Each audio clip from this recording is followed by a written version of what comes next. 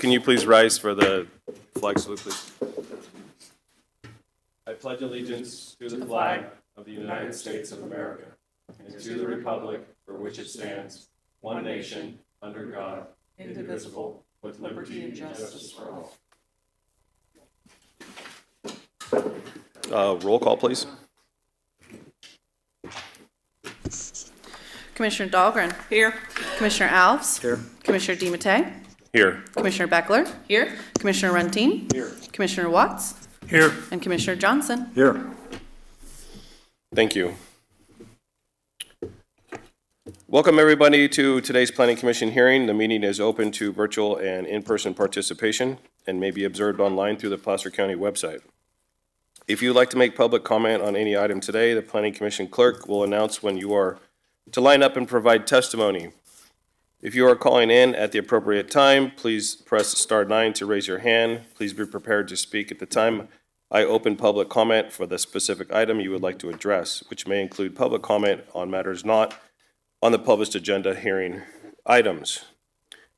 Each commenter will be entitled to 3 minutes of comment. Thank you for your considerations as we work to ensure that each citizen who wishes to comment has the opportunity to do so.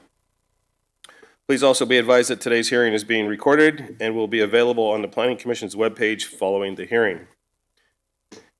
I will now move on to the next item on the agenda, which is the consent agenda. We have one item, which is a 2025 Planning Commission calendar. Would any commissioner would like to remove this item for consent? Hearing none.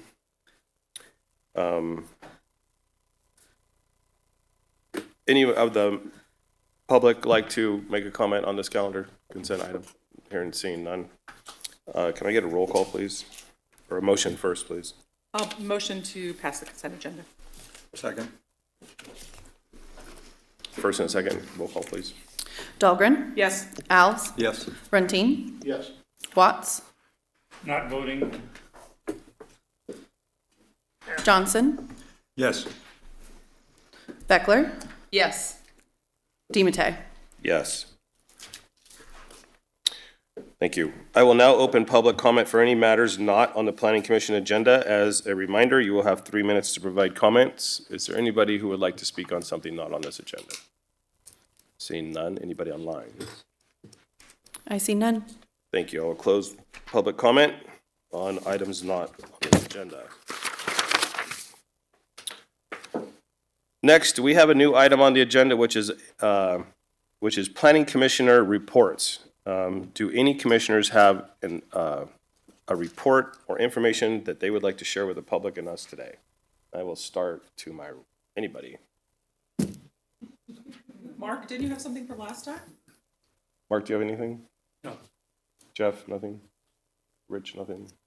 This is a new item, right? It's a new item. We discussed this the other day, that we would have commissioners report on stuff that was happening in the community or something that they wanted to share with the rest of us and the public at this time. Okay, yeah, So we're I guess starting that today for the first time. I've talked a little bit with Chris, but the last item, the last couple of months, we've had an item that was really the first time we've dealt in detail with the Placer County Conservation Plan.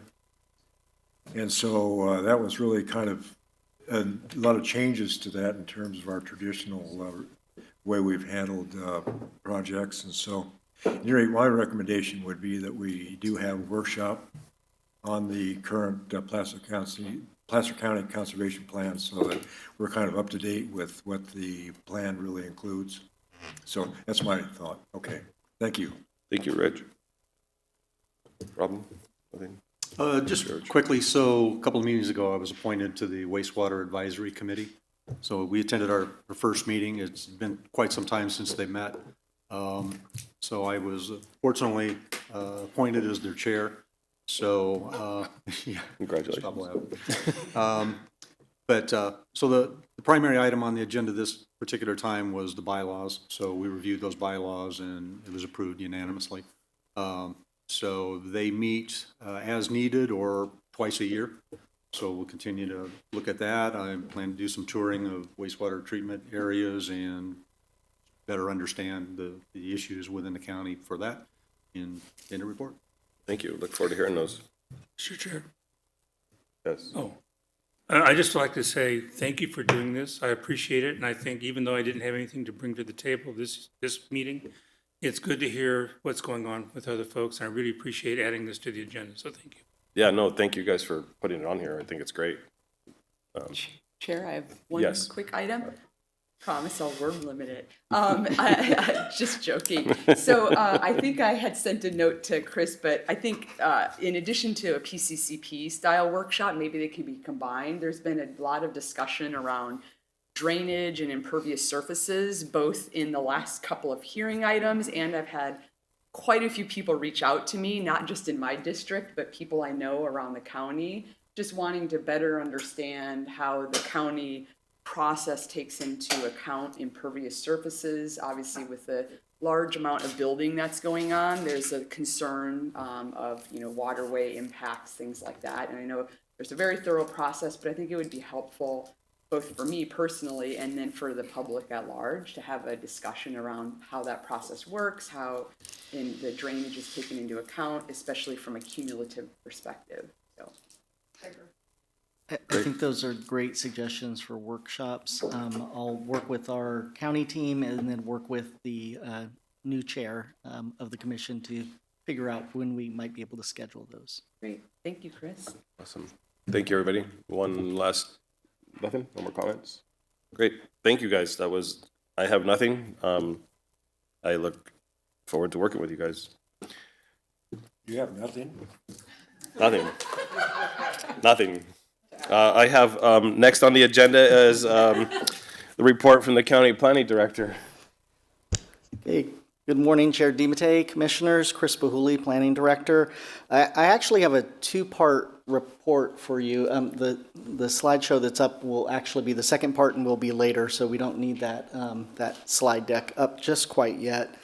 With the chair's approval, I would like to provide an update on upcoming Planning Commission meetings and past and upcoming board actions, and then follow up with that year-end report after the Planning Commission has considered the hearing items on your agenda. So if that Yes, absolutely. Okay. So to begin with, Planning Commission, so this will be the last meeting of 2024 for the Planning Commission. I know that we talked in the past about the potential of a 12/19 meeting. However, we do not have items to bring forward on 12/19, and similarly for the 12/26 meeting that is on the books but will need to be canceled. So again, the last meeting of the year. On your consent calendar, the commission approved the schedule for 2025. The one thing that I did want to note about for next year as it relates to meetings is that we will be starting meetings at 9 a.m. beginning next year. So at the next meeting, which would be January 16th, we will have a 9 a.m. start time. The other thing I wanted to note, just as it relates to Planning Commission, is that we have been in process of hiring a number of new staff in the Planning Division. You're going to hear from one of them today, Senior Planner David Olry-Oros. He'll be presenting one of the items, but and I'll talk a little bit more about it during our year-end report, but you will start to see new staff presenting in front of the commission, so I wanted to give you a heads up on that. As it relates to the Board of Supervisors, there's been a lot of activity since we last met on November 14th. So if you bear with me, I'll kind of work through what's transpired since the last time that we met. So on November 19th, the board considered and unanimously approved the Village at Palisades Tahoe specific plan. I should note that earlier this week, the board continued a hearing for two additional requests related to the project, including an exception to the minimum fire safe regulations related to dead-end roads and the large lot vesting tentative subdivision map. So those items will need to be brought back to the board at a later date, and I'll keep you apprised as to that hearing date.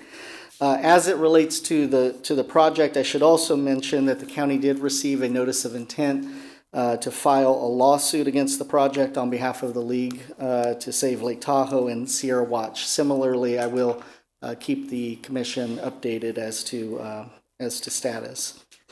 So on December 3rd, there were several items before the board for consideration. The Loomis Basin Equine Project was approved by the board on a unanimous vote. Also, the board approved the submittal of a revised draft housing element to the State Department of HCD. The unanimous approval followed about 20 public commenters on the item. We had a few speak in support, but a majority expressed concern about the rezone sites from before, not a lot of comment on the actual housing element. The board's approval did include a recommendation to modify one of the programs that related to the large lots. That has been done. Staff made those changes based on the board direction. That revised draft housing element is posted on the county's website for a required 7-day public review and comment period, which closes this coming Saturday. Following that period, we will submit it to HCD. Once they provide their review and provide approval, it would be brought back before the Planning Commission for an advisory recommendation to the Board of Supervisors. Lastly, on December 3rd, the board considered the Colson variance appeal, which is in Penryn. I'm sure the commission remembers that one. So prior to the hearing, the appellant removed the hay manure shed from consideration and instead requested the variance only for the barn site, and asked that the western property line be considered the side property line. The board agreed with the appellant that the western property line should be considered the side property line, and took tentative action to grant the appeal and variance based on the revised request, dropping the hay manure shed and other facts about the property. It was continued off calendar so that staff can prepare the approval findings, and it's likely that we'll be bringing it back sometime at the beginning of the year. Then lastly, just want to mention next week, December 17th, we have 3 items, 3 general plan amendment items that are going to be considered before the board. They will be considering final action on the WellQuest Senior Cottages project in Granite Bay, which they have already taken tentative action to approve. The Placer County Government Center amendment heard by the Planning Commission at your last meeting on November 14th. And then finally, the entitlement package for the ranch project in Dry Creek. Those are the 3 items that are going next week. That concludes the part 1 of my planning director's report. I'm happy to take questions at this time. Any questions or anything? One question, Chris, on the large lot development, HE 52, what was the change? I didn't see the. The change was to ensure that the program only related to the large lot sites in the housing element, and that it wasn't expanded to include any property in the county. Gotcha. Okay, thank you. Anybody else? Questions for Chris? Go ahead. I apologize. I was caught off guard. I did not see the list of dates, which is why I abstained. Okay. Is there anything in the week before Easter on that list, a meeting? I just don't, it's not in any of my paperwork and anything I've got here. I'll ask maybe the clerk of the board. Or I can talk to people afterwards. I'll talk to staff afterward. Thank you. Just an FYI, we are off in July. We're taking the month of July off. That's fine. I'm just worried about April. Yeah. But thank you. I'll come back. Thank you. Okay, go ahead. All right, that's it. Anybody? Nobody else? Okay, thank you, Chris. Next on the agenda is the first hearing item, which is the Double S Ranch subdivision. Will be presented by Senior Planner David Orley Uraz. Thank you, David. Nice to meet you.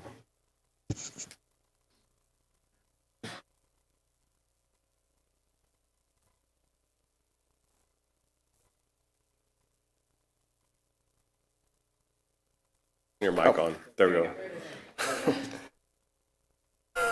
Okay, how's that? Okay. Good morning, Commissioners. I'm David Orley Uraz. of Planning Services. The item before us this morning is the Double S Ranch subdivision modification. The project site is located on 37.25 acres at the southeast corner of Cookrilla Road and Vineyard Road within the Dry Creek West Placer Community Plan's rural low-density residential designation. The zoning designation of the subject property is residential single-family, combining agriculture, combining minimum building site of 40,000 square feet, combining planned development of 1 acre. Surrounding development includes a mix of single-story residential agricultural development and accompanying accessory structures, as well as the Creekview Ranch School to the south. So some background, the Double S Ranch subdivision was initially approved by the Planning Commission in August of 2019. A modification to clarify HOA responsibilities and a first extension of time was granted in May of 2022, and a second extension of time was granted in May of this year. Currently, subdivision improvements are under construction, and master building permits have been submitted for plan check with construction of homes anticipated for Q1 of 2025. This brings us to the request before you today, which is to modify conditions of approval 99 to increase the maximum permitted lot coverage for single-story homes from 25 to 30%. This is intended to allow for a larger single-story residential product. Of note, the Double S Ranch project originally contemplated a mix of single and two-story homes. However, the applicant has now elected to pursue the construction of all single-story homes. The applicant has also proposed a RV garage and an accessory dwelling unit as options. While state law does preclude ADUs from counting towards maximum lot coverage, the RV garage would count towards the maximum. And on this slide, we have the proposed amended text, as well as a pre-plot fit exhibit, which shows the largest home plan that could be accommodated on each lot while maintaining setbacks, and the 30% coverage maximum requested.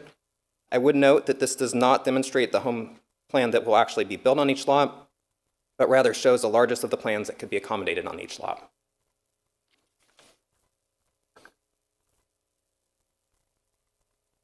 So staff has reviewed the project and found it to be consistent with applicable provisions of the zoning code. Pursuant to section 1754-100 of the zoning code, maximum lot coverage is governed by the base zoning district, which in this case is the RS zoning district that has a maximum permitted lot coverage of 40%. Staff also evaluated the proposal for consistency with the percentage of impervious surface cover analyzed in the original approval's drainage study, and confirmed that the study assumed a cover of 65%, which was used for the design of water quality swales, the storm drain system, and the detention system. The 30% lot coverage proposed would maintain consistency with the drainage study's assumptions. The request is consistent with the applicable policies of the Dry Creek West Placer Community Plan, including the policies of the design element. And it would not result in any environmental impacts not already analyzed by the ISM&D. And up on the slide, it's kind of hard to see, but we have a table demonstrating lot coverage of each home plan on each lot with and without options selected. And with that, the Development Review Committee recommends that the Planning Commission approve the request and find that the proposed modification to permissible site coverage is within the scope of impacts analyzed in the adopted mitigated negative declaration and does not warrant additional environmental analysis pursuant to section 15162 of the CEQA guidelines, and approve a conditional use permit modification to amend permissible site coverage for the Double S Ranch subdivision. With that, that concludes my presentation. I'm happy to answer any questions. We're also joined by Kevin Sheely of Anthem Properties. Thank you, David. I appreciate that. I'll bring it back to the commission if you have questions for staff. Anybody? Seeing none? Yes. Go ahead, George. So all the documentation still continues to have all references to two-story buildings. So is there assurance that that won't come later? This request, not necessarily. This request does not preclude in the future if someone wanted to build a second-story addition or come in and build a second-story home. But what Anthem is proposing at this point is 3 products that are single-story, and so they're not proposing any 2 stories at this point. And I might add that some of the decision to make the one-story homes or build the one-story homes over the two-story was, had to do with a lot of discussion with folks in the neighborhood. And it's very desirable for them to have the one-story versus the two-story in terms of the view and looking from Vineyard Road out to the mountains, so. Good to know. Anybody else? We'll move on. Thank you, David, for that. thank you. Is the applicant here, and would the applicant like to make any comments? Thank you. Good morning. Thank you for the time. Appreciate it. To start with your question, Can I get Mr. your name Alves- for the record, please? I'm sorry? Oh, my name. name is Kevin Sheely with Anthem Properties. Thank you, Ken. We will not be building any two-story homes on that site. There's 36 lots on the development. We have 3 different floor plans. So the only way that a two-story residence would be built is if it were constructed by a resident or a buyer of a lot and they did a different structure on the lot, but we will not build any two-story homes. And that was a critical piece of this. We wanted to remain consistent with the surrounding area. We're sensitive to the neighborhood and the community, and so the single story was a very important component of that. So that was number one. Another point I would like to make, and David touched on it, was the setbacks. They will not change, so we're still a 40-foot setback on the front, 12 and a half on the sides, and 30 in the back, so that would not change. So the site map that he showed also, and he touched on this as well, but I want to reemphasize, we would never build that. We are very sensitive to monotony. We do not want monotony. We just wanted to illustrate what the biggest home would look like on each lot that it would fit if the 30% coverage is allowable. Excuse me. And our position is actually if this is approved, that it will actually help to reduce monotony, because as it stands right now, if someone wants the RV garage, they're very limited to the floor plan that they can select. Whereas if this is approved, it gives them more options and will help to allow for more differentiation within the community, which is something that we always strive for in any development that we do. But here, especially being where it is in a rural area, we want to make sure that we're not coming in and changing the whole look of the surrounding area by having a bunch of houses that look the same. So those are the only points that I wanted to make. Again, appreciate you guys giving us the time this morning. I'm just curious, do you have a price point yet for? Yeah, they are. The houses range from the high 3,000 square foot to the mid 4,000 square foot, all single story. So they are expensive houses, and on half-acre lots. So they're going to start in the $1.4 to $1.5 million range. Yeah. Anybody else? Question? Nothing else? If we don't, I guess on the second story, if we're trying to keep it that way, do we have to have verbiage in here that says that, you're not going to sell these as custom lots, I'm presuming, right? Or they are custom lots, but with your floor plans. With our floor plans, yeah. So you'll be the builder. We will be the builder, yep. So we are doing the site improvements. We actually just paved yesterday. And, yeah, we will be the builder as well. Because you had mentioned that if somebody came in and wanted to build their own house, so they're actually have to build your house. They can't I can't come in and go, hey, I want to buy one of your lots and go build a two-story house. No, I'm sorry. What I meant by that is if we will only sell a lot with the house on it that we built. So if someone were to buy that house and they wanted to put an auxiliary structure on their house, on their lot, that would be the only way that I could see that would happen. But we will build all 36 homes, and all 36 homes will be one of the 3 floor plans. They could put ADUs, but I guess, do we have to, or can we say that they have to be single story if that's what the subdivision is calling for?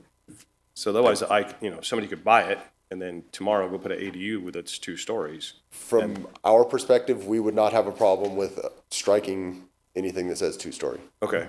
I guess I'll wait for them to see. Yeah, I don't know if they have a different opinion of that, but. So, Sorry, my question was, he stated that they're not going to build any 2 stories. They're not going to sell lots for somebody to come in and build a custom home with a 2-story. But if there's not any verbiage in this, and if somebody says, I want to put an ADU, the way this is written, from what I can read, they can build a 2-story ADU, or a RV garage with a 2nd story on top. So do we have to put wordage in there to make sure that this subdivision stays as is? So that is correct. I think you have the applicant indicating that they intend to build single-story, that's how they're working to carry out the project. If there was a desire from the commission to make that explicitly clear, there would require changes to condition of approval 99, which speaks to maximum height and maximum coverage, that has references to two-story homes, as well as a change to condition 1 to explicitly state that the two-story homes are not allowed. Okay. If nobody has I guess can we talk about that now? Or?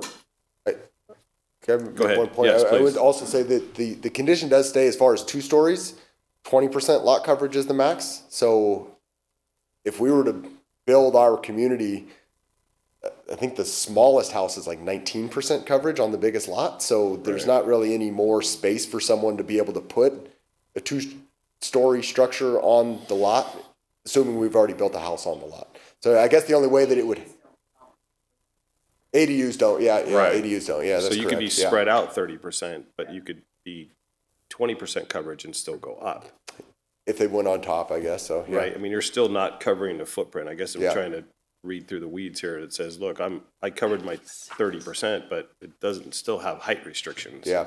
At 30% coverage. Yep. You're just talking about land space, not airspace. Yeah, Height so, space. again, from our perspective, we are not going to build 2 stories, so, but I don't know what that entails for these people over here, but. But if we added yeah. that verbiage, you guys would be okay We with wouldn't have a that. problem with it, yeah. Okay. I guess the only concern I would have from our perspective is that going to delay our approval of the project and being able to start construction? That would be my only concern. Yeah, I don't think it's gonna hinder that at all. I think it's Okay. just trying to, in the future, people coming to us and asking for a change, that we already have it set in stone, that they're gonna sign off and know that they'll never have a two-story then- house there, and we don't have to deal with this ever Yeah, again. no problem So, from our perspective. Okay. Okay, well, we'll come back to that. I will, thank you, Ken, and we'll go. Kevin, I'm sorry. Oh, I'm sorry. I Kevin. apparently can't spell this morning either. You can call me whatever you want, but as long as it's Yeah, in the thanks. record correct. As long as yeah. it gets approved, we don't care. Thank you. Hey, begin with a K, we're good. Yeah, Thank you. yep, thank you. Yeah. It's my last meeting, I don't care, really. Kidding, I do care. Okay, all right, all joking aside, I will now open up public comment for this item. Is there anybody in the audience who would like to speak on this item? Seeing none. Anybody online? Yes. Go ahead. Yeah. Greetings. Hold on.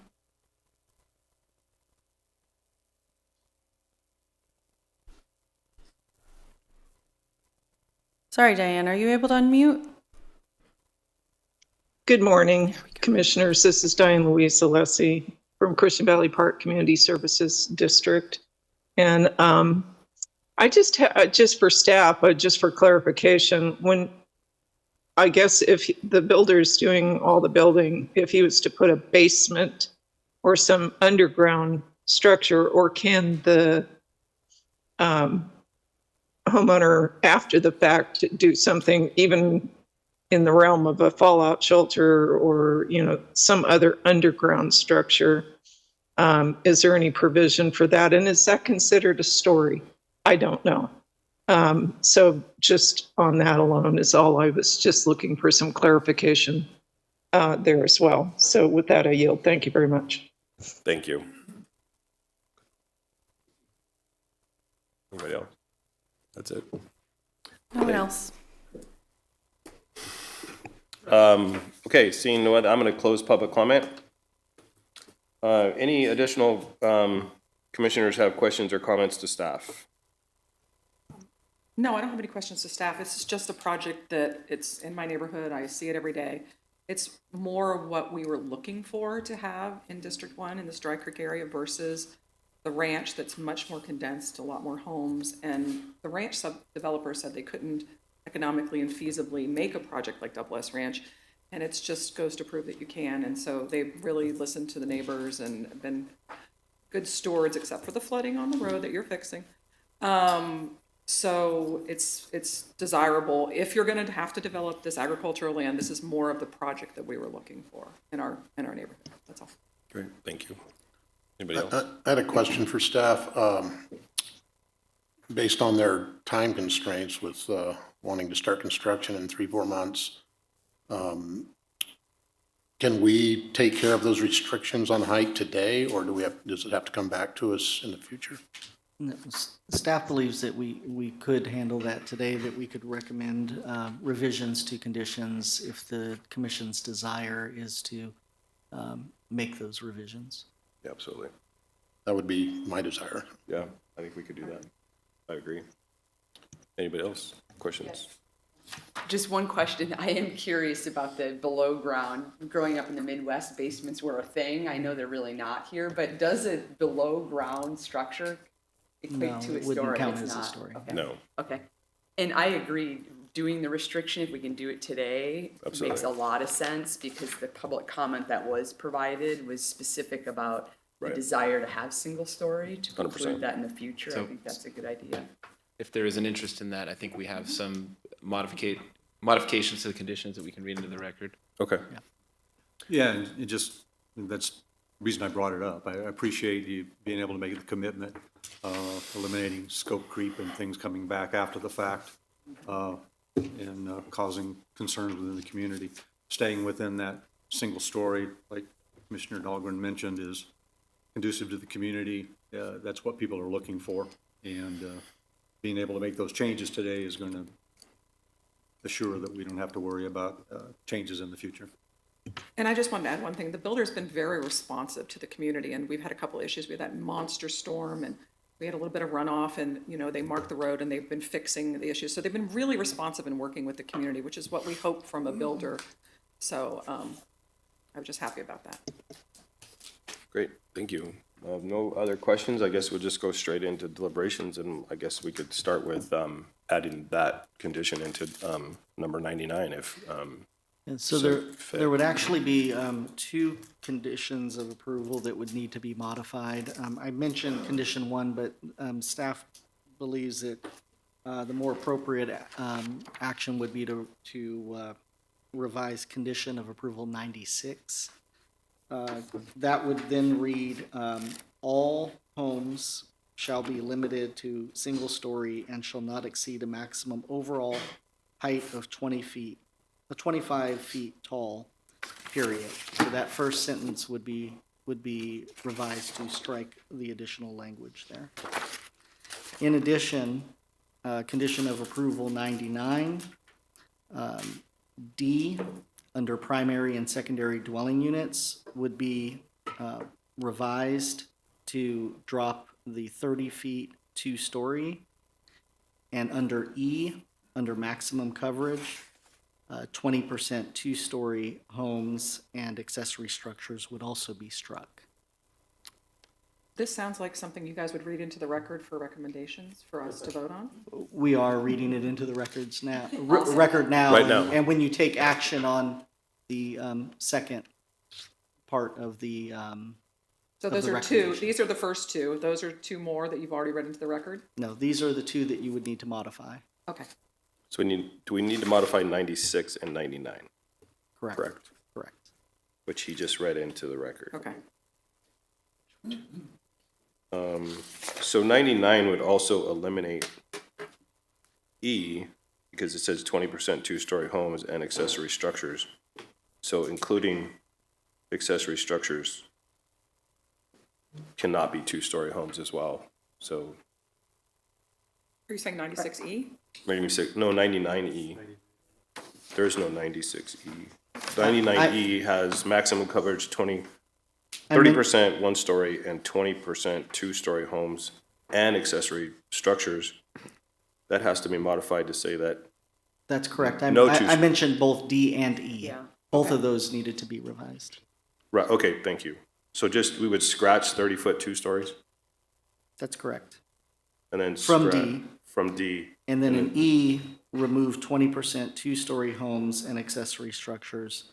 I should also note that under section B, it references one or two-story, so we would also strike or two-story.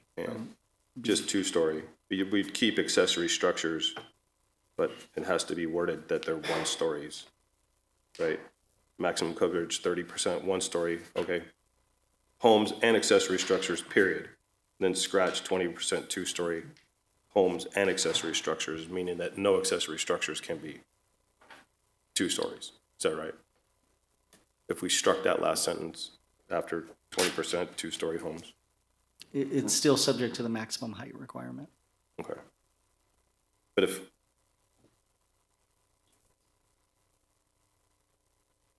which is 25 feet, 30 feet, so, okay. I got it.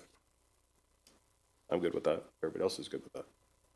Yeah, I just want to make sure that that height restriction doesn't impact your RV garages. That's correct, it will not. Okay.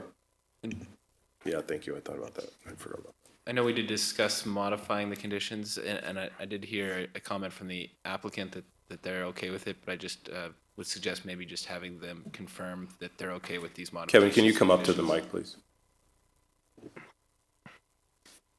Yes, I can confirm that we're okay with these modifications. Perfect. Awesome. Thank you. I'll take a crack at a motion if you're ready. Absolutely. Okay. The Planning Commission recommends to the Board of Supervisors to approve and request the following actions. Find that the proposed modifications, including... Actually, if I could, this is not a recommendation of the Board of Supervisors. This is, Oh. the Planning Commission will be taking final action. I So still have. So you sorry. are, you are good to just move forward We are with the in. first one. I know it's Hold a on one break second. from our normal process. Hold on. Commissioner Johnson has a question. Oh, sorry. I think it just. Yeah, we talked about ADUs, and normally there's a requirement for housing,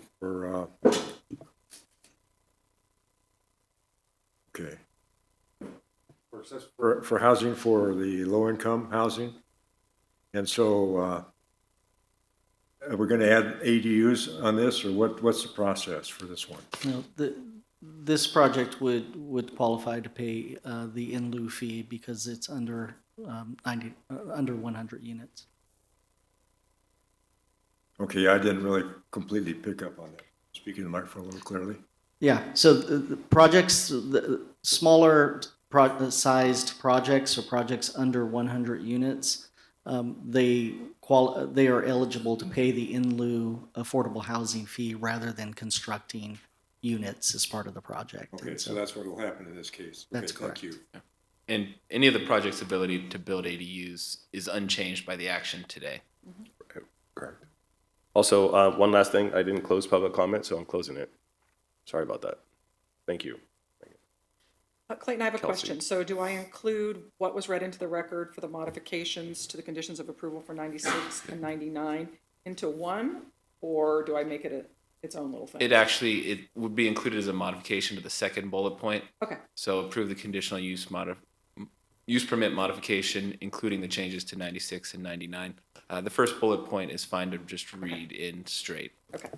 I'll make a motion for us, the Planning Commission, to approve the following actions. Find that the proposed modifications to permissible site coverage is within the scope of the impacts analyzed and the adopted mitigation negative declaration and does not warrant additional environmental analysis pursuant to sections 150, 162 of the CEQA guidelines. The first and the second, please. Second? First and second, roll call, please. Dahlgren, Yes. Alves, Yes. Runtine, Yes. Watts, Yes. Johnson, Yes. Beckler, Yes. DiMattei. Yes. I move that we approve a conditional use permit modification to amend permissible site coverage for the Double S Ranch subdivision as stated earlier and read into the record on conditions of approval 96 and 99. The first and second, please. Second? First and second, roll call, please. Dahlgren, Yes. Alves, Yes. Runtine, Yes. Watts, Yes. Johnson, Yes. Beckler, Yes. DiMattei. Yes. Motion carries. Thank you. You're good. Thank you, gentlemen.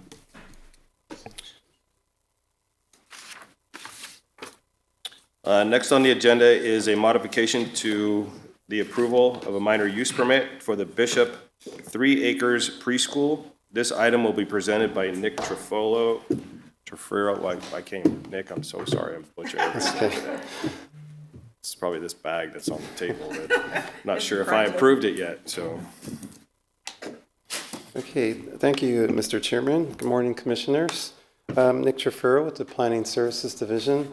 The item before you today is a request to modify the approved Bishop 3 Acres Preschool, a minor use permit to remove the age restriction of 2 to 5 years old for enrolled students.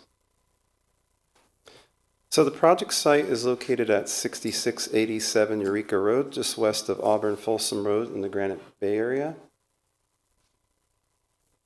Property is designated rural residential 2.3 to 4.6 acre minimum by the Granite Bay Community Plan and is zoned residential agricultural, combining a minimum building site of 100,000 square feet. So this slide shows you the approved project site plan. It shows the existing 2,689 square feet residence and proposed improvements to convert the residence to a child daycare center. The proposed improvements include an outdoor play areas, on-site circulation and access improvements, and also a public sewer connection. So just to give you some background, on March 21st of this year, the zoning administrator approved a minor use permit to convert the existing single-family residence into a preschool for enrollment of up to 50 students ages 2 to 5 years old. On April 1st of this year, there was a third-party appeal of the zoning administrator's approval that was filed. And then on June 13th, the Planning Commission took action to deny the appeal and uphold the zoning administrator's decision to approve the minor use permit. During the deliberations of that hearing, the Planning Commissioners made a few revisions to condition of approval 1. However, although the applicant requested to have language restricting the enrollment to ages 2 to 5 years old removed, the language was carried over and read into the record during the Planning Commissioner's motion to approve the minor use permit. So the condition approval 1 currently states, the first sentence states approval of this minor use permit authorizes the conversion of an existing 2,689 square foot single family residence into a child daycare center for enrollment of up to 50 students ages 2 to 5 years old, but not exceeding 25 students at any one time.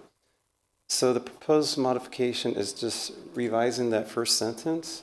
So it would be read as follows: approval of this minor use permit authorizes conversion of an existing 2,689 square foot single family residence into a child daycare center for enrollment of up to 50 students, but not exceeding 25 students at any one time. And the rest of the condition remains unchanged.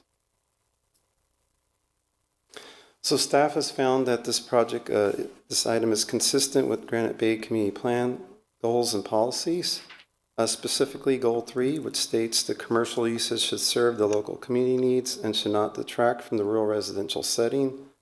Also Policy 1, which states institutional uses shall be limited to those which provide non-commercial services or facilities for local residents and contribute to the general well-being of the community. Also, there's no specific age restriction for child or adult daycare uses in the Placer County Code, so the removal of the age restriction does not conflict with any of its provisions. Lastly, there is no effect on the number of daily traffic trips, since the enrollment numbers will remain unchanged. So before going into the recommendations, I want to point out we did receive a public comment from a resident, Mr. Corey Fensky. I could point out the questions he had and our staff responses. So the first question he had was, he noticed that the home size increased by 607 square feet per the occupancy permit that's been requested. And the reason for that is there's an increase in square footage is due to building improvements associated with the garage for accessibility into the property. So that's the reason for that first comment. The second question was, with 500 square feet, As the maximum to avoid reassessment, has the applicant's property been reassessed at market rate for property tax purposes? So all building permits are transferred to the assessor's office for reevaluation. I do want to note that this is not related to the request before you today. Next question was that what exactly is being approved today, and do the extended hours comply with school hours? And there's actually no requested change in the hours of operation with this modification. Next question was what is the authority? What authority will provide licensing, and who will ultimately be responsible for oversight? So the State Department of Social Services Community Care License Division provides oversight of the preschool. Also note that the county will be signing off on this license once it's submitted. The next question is if the facility is being classified as a child adult care facility, does it still classify as a private school? If no, then what limits are applied to noise? So it is classified as a child daycare facility under the zoning ordinance, which also includes preschools, whether public or private. Also use questioning the noise policy, noise compliance. And in this case, the noise exemption would still apply. And then lastly, this question is, should the school fold? What are the other potential land uses? It would be under the requested zoning. So it could still operate as a child daycare center or any other allowed uses under the residential agricultural zoning designation. It could also be converted to back to a residence. But however, that is not being evaluated today as part of this item. So I'll go ahead and move on to the recommendations. So staff recommends that the Planning Commission take the following actions based on the findings in the staff report. The first is find that the action is exempt from environmental review pursuant to section 15061B3 of the California Environmental Quality Act Guidelines Common Sense Exemption. Second, approve a minor use permit modification for the Bishop 3 Acres preschool project to revise condition of approval number 1 to remove the age restriction of 2 to 5 years old for enrolled students. So with that, I'm available to answer any questions. Thank you, Nick. Any questions from the staff? I have one question. The only question I have is the 50 cap and the 25 at any one time. That means they can enlist 50, but they can't have more than 25 on site at any point in time. It's common sense, but I just want to make sure I understand that that's the way that would work. Right, that's correct. So the total enrollment would be 50, but yeah, any given time would be 25 students. Nick, I have a question. You said the site was expanded because of the garage and accessibility. What does that mean? So because the garage is at grade level and the main entry is not, they have to allow access to the property, to the building, using the garage as the entryway for accessibility purposes. Got it. I have a question, I guess. Now, we're changing the age limit, so it doesn't have an age limit associated with it. Right, so there's right. Who's the target audience here? Is it adult education, or what are we dealing with? It's not, it still would be preschool age students or young students, but it would not include adults. It's preschool age, but right. Why are we changing the age limitation then? The applicants here might be able to answer that, but I understand it's tied to after-school hours to allowing students there. Anybody else have questions for Nick? No, just thanks for answering addressing that email, because I did have a number of questions from that, but you answered all those. And my question's the same as Rich's, is what's the logic behind changing the age restriction, or eliminating the age restriction? So again, I believe it's tied to the after-hours use of the school. So the applicant might be able to elaborate on it further. Anthony, I have one question for Nick. I know it's not part of this action, but just a question, I did watch the deliberation from the last hearing. In the fence, which was a topic of discussion, can you clarify or confirm that because I did do a site visit this week, that fence has been lowered, so it now will be in compliance, is that correct? It will be in compliance, so it's Okay. actually half the fence is solid, and the other top half will be Okay. open fencing, wire fencing. And So then they would go through the encroachment permit process They for that? they already received a Okay. recorded encroachment permit from Okay. DPW on it, yes. Thank you, Nick. Sure. And I think some of the confusion, or at least questions that we have, or some of this is licensing issues. This is through CCNL and social services, and some of this is through the county and building and compliance. So they're two separate issues, and we're only dealing with this piece of it. Correct. And we Correct. confuse the two. It happens all the time with residential care facilities. Right, so this is the state agencies that provides CCNL, the right. general oversight on the CCNL operation. handles all of that. Right. And maybe just one other quick question, Nick, then on the age, that doesn't trigger any new requirements from an operational licensing perspective, correct? Whether you have infants up to 12-year-old or 2 to 5, they still would be required to have 3 employee personnel, but is nothing else changes, is that true? No, that's not true. That's not true, right? So just, perhaps we can have the applicant answer that question. In terms of our zoning ordinance, nothing would change. But in terms of licensing, it would. Okay. Correct, but in It's by terms, age. Okay. Licensing has to do with age, how many infants you can have per room and all those kinds of things. CCNL handles all of that when they do the licensing. Yeah, That has that's- nothing to do with us. We have nothing to say about that. Okay, We're basically taking it off because we accidentally put it on. I know, I saw that. So I was- Yeah. I was that's the confused only about reason that. we're here. I was is confused because about of that. Right. Yeah. So I've So done it's some for ins- after school, so kids who have siblings who are 7 years old and have to be dropped off, but no longer will have more than 25 students. I will take full responsibility for that happening, so that's why we're here today. Yeah. So, if nobody has questions for Nick, I would like to have the applicant, if she or they would like to have any further comments, then we can go forward. Good morning. For the record, my name is Ken Crater with Crater Consulting Group, and I'm speaking behalf today on Katie Bishop, who is the applicant and business owner of this project. And the one thing that I wanted to point out is the county definition, I think, is important for you to understand, of a daycare facility.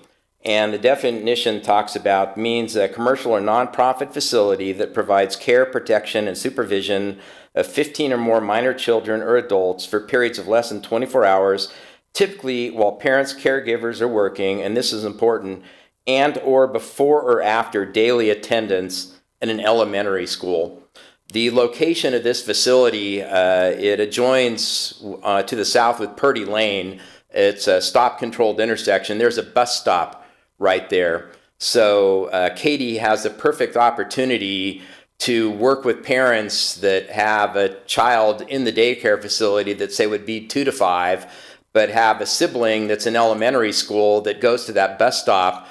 So they could also enroll that older student, say a first grader who's 6 years old, and meet them at the bus stop, walk them into the school, wouldn't create any additional traffic trips, but it just expands her ability to be successful in this business and provides other opportunities for parents to have daycare and not have to transport their children to another location. So it's a great opportunity. And when Katie first filed this application, like any new applicant that's never been through the county process, it was very complex and very confusing. But as we worked with staff and learned the definition, she realized that this after-school program would be a great benefit to her business. And so at the Planning Commission hearing, the staff report at the time actually had struck that language of 2 to 5-year-olds. And when Commissioner Dan Woodward at the time read the motion in, he read it properly and did not include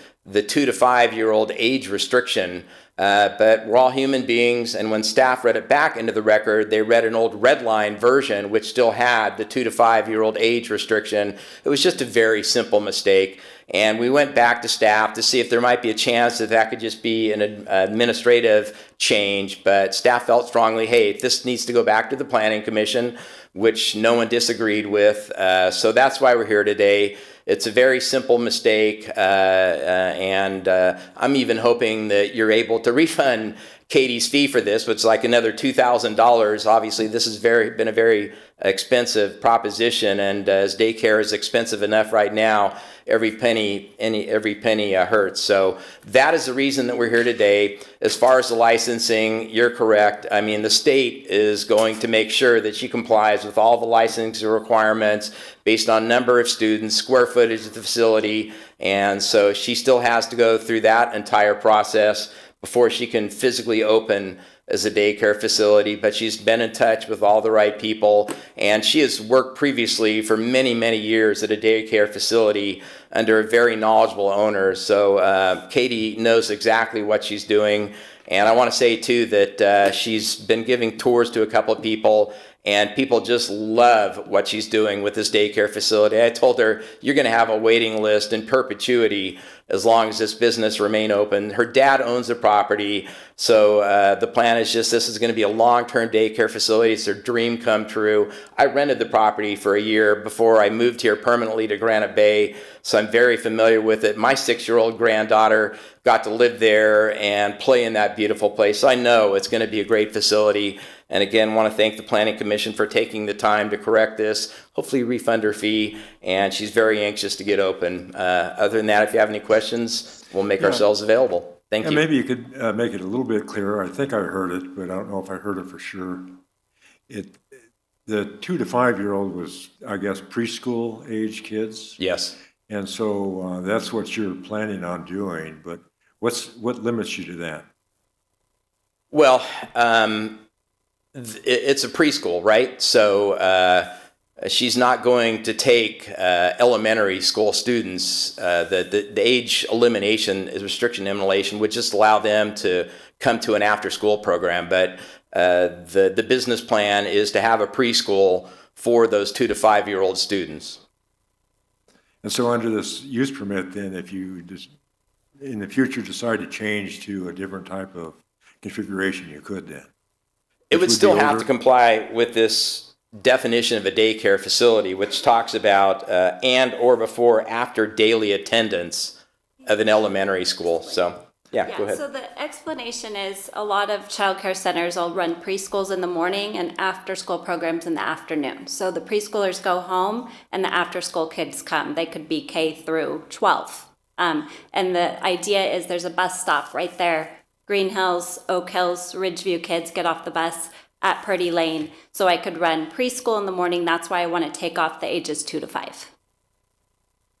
Okay, I think I hear what you're doing. I'm just I heard the word adult. You know, there's adult no education adults. too. Yeah, no. And Just so you could do that in childcare the center. future if you wanted then? No, just childcare center. Okay. I'll take your word for it. Yeah. Stable.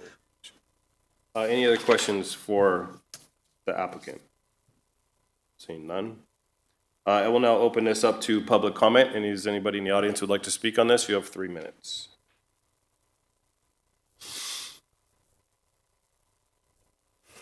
I'm Corey Fensky, live right in the vicinity. As you guys got all my questions and things that were sent in, their increase of the size through the building department was not permitted. Garage doors were removed. It's not a garage anymore. It's not an access place. It's now a facility to more living space to the home. That's why the concern for was it reassessed is brought up, because that's the law.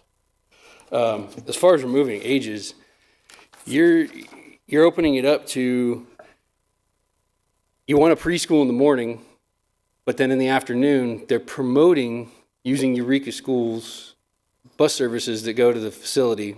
No kids get off at the bus stop there. I live there. I've watched it. There's not been a kid get off on that bus stop for the last 5 years that I've lived there. The all this is going to do is open up the ability to, now it's all day. There's a lot of kids that aren't 2 to 5 year old having preschool time at 8:30 to 12. I have a preschooler. I leave them at preschool till 3:30. They don't go home at 12:30. Not every one of them. Some do, not all. They stay. So now if we have a facility that's got 15 enrolled for the afternoon, 10 stay, now we get 15, 20 more that come in from the other schools or get dropped off. Who is policing the occupancy of this facility? It's not going to, there's too much opportunity for there to be overrun. You're going to stop them at the bus stop and go, sorry, Johnny, you can't get off the bus. You're going to have to go home today, and leave a 6-year-old on the bus and send them. It doesn't work that way. There's just way too much open language here to this MEP not getting, there's no restriction to this to hold it to what it's supposed to be. This has got open ends here that's just, it's going to cause problems.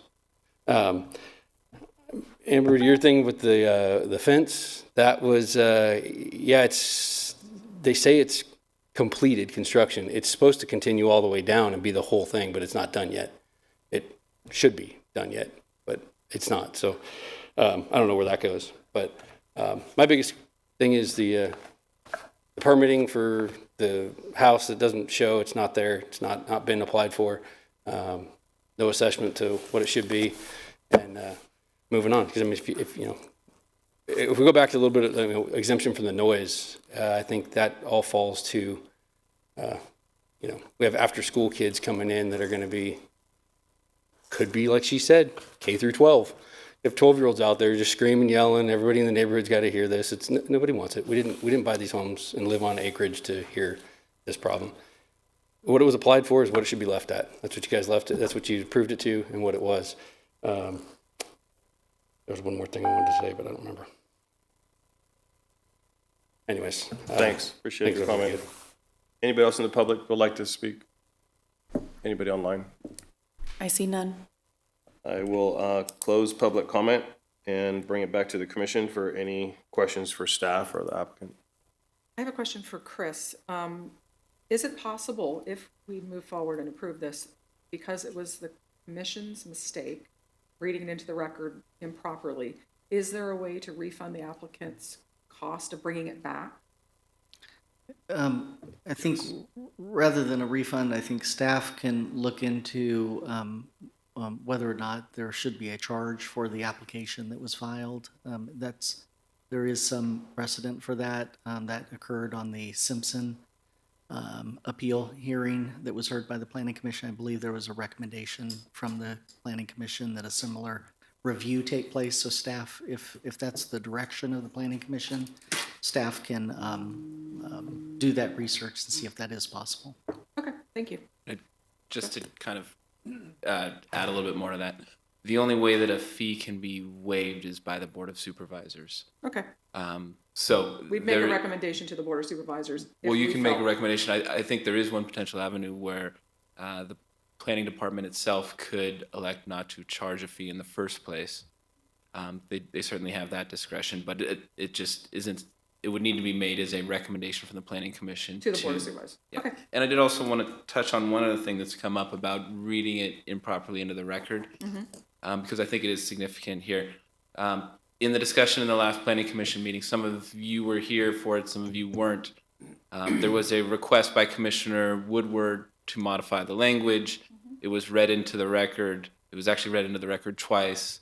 And then the commission voted on that language, which is part of the reason why this is back now, because the action taken was consistent with that language. So to modify that, it couldn't be done at a staff level and has to be done by the commission. Anybody else? Comments, questions? Well, I guess we, Hey, Anthony, really Yes. quick. So yes, this is just questions, not deliberation or comments, correct? well, we're going to start soon. Okay. Just really quickly, I understand and I saw the deliberation. So it truly was I'm going to say an issue with the reading into the record, the 2 to 5, because I just want to address the 2 questions that were brought up just from community members to make sure we're okay. and that they're not relevant to our action here, which is the permitting for the garage. Is that being handled through the planning department, whether it's permitted or not? I know it's not applicable here, but just It's wanted being to- handled through the building department. It is, okay. Correct. Okay, thank you. And then the code enforcement of the, you know, I met with Katie. She seems like a, you know, really good person. Obviously, we take people for their word.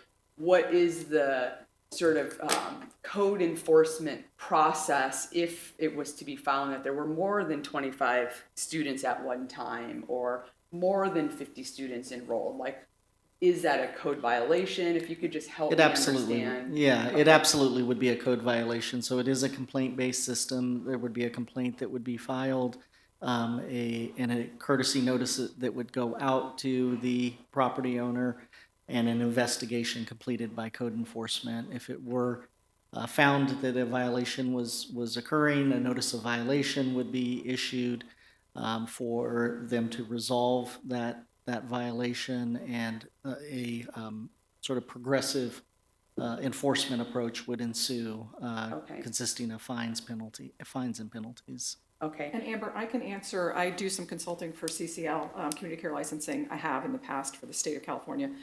One of the very strictest things they do are enforce attendance and Right. pupil size. You don't mess with that. If you're a daycare provider, you do say no to a kid coming down. I'm at 25, I am not gonna do 26. It's that strict. You will lose your license and you will be shut down. I don't know about that. I'm talking about attendance. We're not Head taking count. comments from the public. I'm sorry. Attendance and head count is really strict, taken very seriously. You have a ratio of caregivers to students, you cannot exceed that. And it's something that they don't mess around with unless you want to lose your license. Yeah, so it's truly handled by the state licensing Yes. process. Yes. Yep.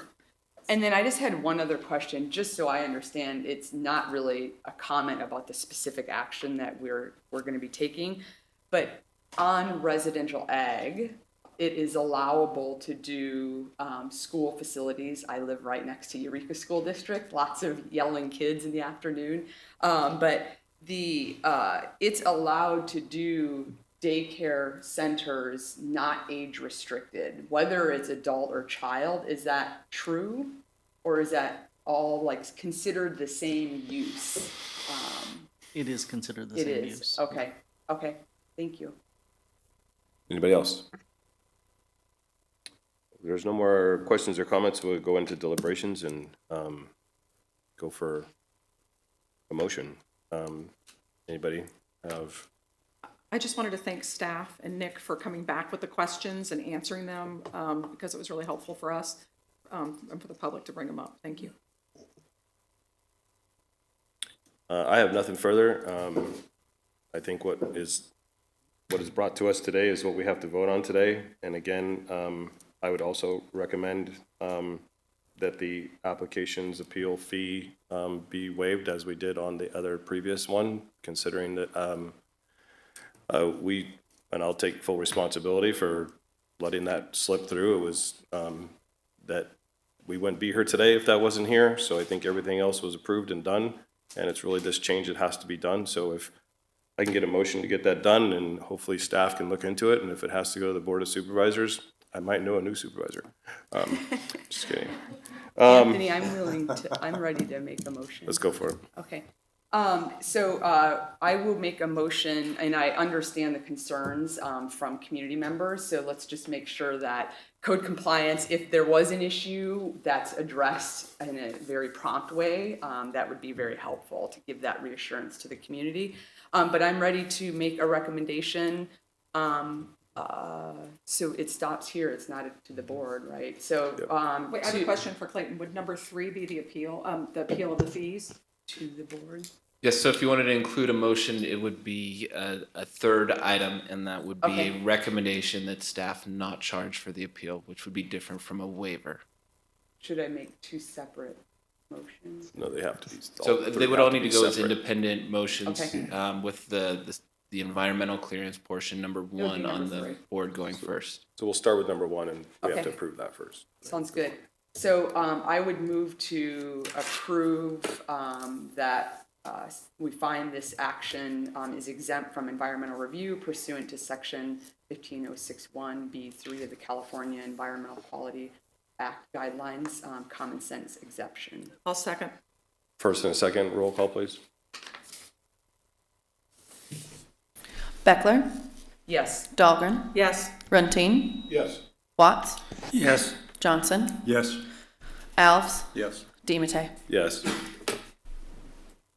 I motion to approve a minor use permit modification for the Bishop 3 Acres preschool project to revise condition of approval number 1 to remove the age restriction of 2 to 5 years old for enrolled students. I'll second. First and second, roll call, please. Beckler, Yes. Dahlgren, Yes. Runtine, Yes. Watts, Yes. Johnson, Yes. Alves, Yes. DiMattei. Yes. Number 3. And so the third, are we thinking a waiver or? I think we should allow council and staff to read that into the record for us. So there's two possible options. One would be to make a recommendation to the board that the board waive the fee. That would require a subsequent board hearing. The other option would be to recommend to staff that staff not charge the fee in the first place, which does not require a further hearing for it and may be a little bit more expedient in terms of processing.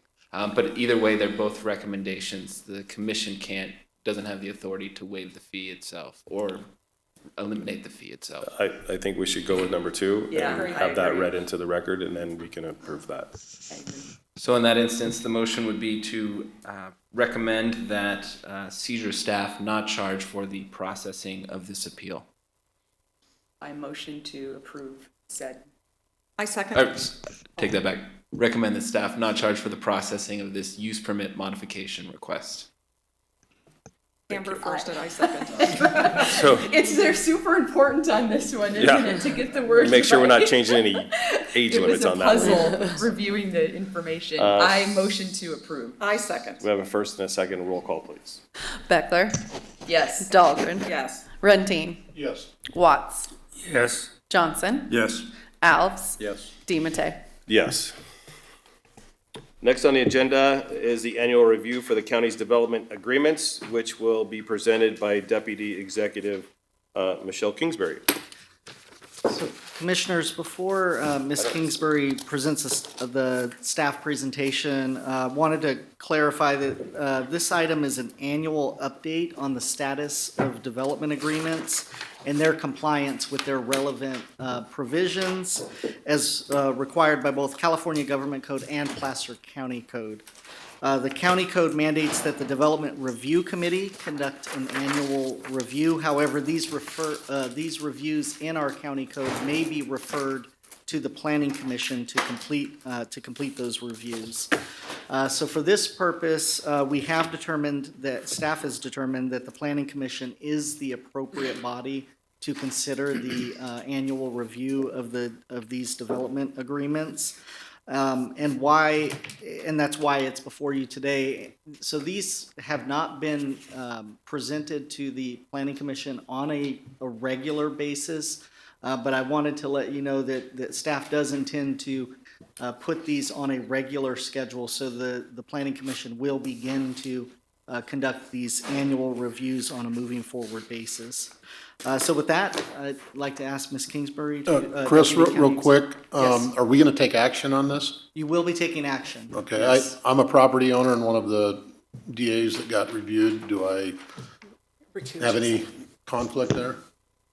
Yes, so you can't vote on this, so you would need to recuse On all? from taking the action. Okay, thank you. Hi, good morning. Michelle Kingsbury with the County Executive Office. I'd like to also introduce Sue Compton, who's in the office. She's a staff services manager that also works with me under the County Executive Office umbrella. You might be asking, why are we the ones presenting this item today? Recently, the County Executive Office, over the past about 6 months ago, took the action. I've moved out of CEDRA and back over to the CEO's office. They created a division or unit with Sue and I right now that's really geared toward and specifically focused on the implementation of our 5 West Placer specific plans. However, because both Sue and myself, not only do we have development backgrounds, but we also have strong and heavy backgrounds on finance and development finance as well. We also will be, we fold under our group administration of fee programs that are developed for the specific plans. We monitor the development agreements, all the fees, the exactions, and all that compliance for the various reports. We are looking, as you're well aware, with development and the economy and market still remaining strong and things moving forward, expanding our unit. And as I'm going off into my twilight years as my final couple of years with the county, also helping with succession planning. And because we are a bit of unicorns, that we do deal in development finance and where others don't, passing along that historical knowledge and training up some additional staff as part of our team. So wanted to kind of provide that overview and explanation as to why we're here. Michelle, before you go forward, since Commissioner Rontin does need to recuse himself on this one, you actually have to leave the hearing room too. And since it's the last item on today, take that back. If you could just wait outside, and we will call for you when the next item. Do I need to be here for that review in the year? You don't need to be here for quorum purposes. Okay, because I've got a. You can leave. Peace out. You can go. You're excused. Thank you. Merry Christmas. Yeah, Merry Christmas. guys. Oh, yeah, Merry Christmas. Good meeting, good year. I'm sure you'll hear about it here in a minute. Yeah. Thank you. In that case, I'm going to step out. You can practice being the chair. Yay, I shall. Continue, Michelle. I'm losing people. In terms of the process of what we look at on an annual basis, and as Chris mentioned, once a year we send out notices to our property owners that are subject to the development agreements. We monitor about 60 development agreements. Most of them are centered within the Placer Vineyard specific plan area, but 60 encompasses all the amendments that come through as well, and a lot of those are specific to an individual property. And with these large-scale developments, more amendments will come over time. And I've had the distinct pleasure of working on every single specific plan. So as part of this new group, that transfer of knowledge, and I've been the one doing the DAs, we'll transfer that down. But we do monitor quite a robust number of them. Again, we send out notices to each of the property owners and included in attachment A of the responses we received. We didn't get 100% response this year. We tried to identify where we did not get responses, but we do also coordinate quite a bit with both planning, engineering, public works, sewer, and attending numerous coordination meetings just to make sure these projects are moving forward and in compliance. And we'll note if they otherwise aren't.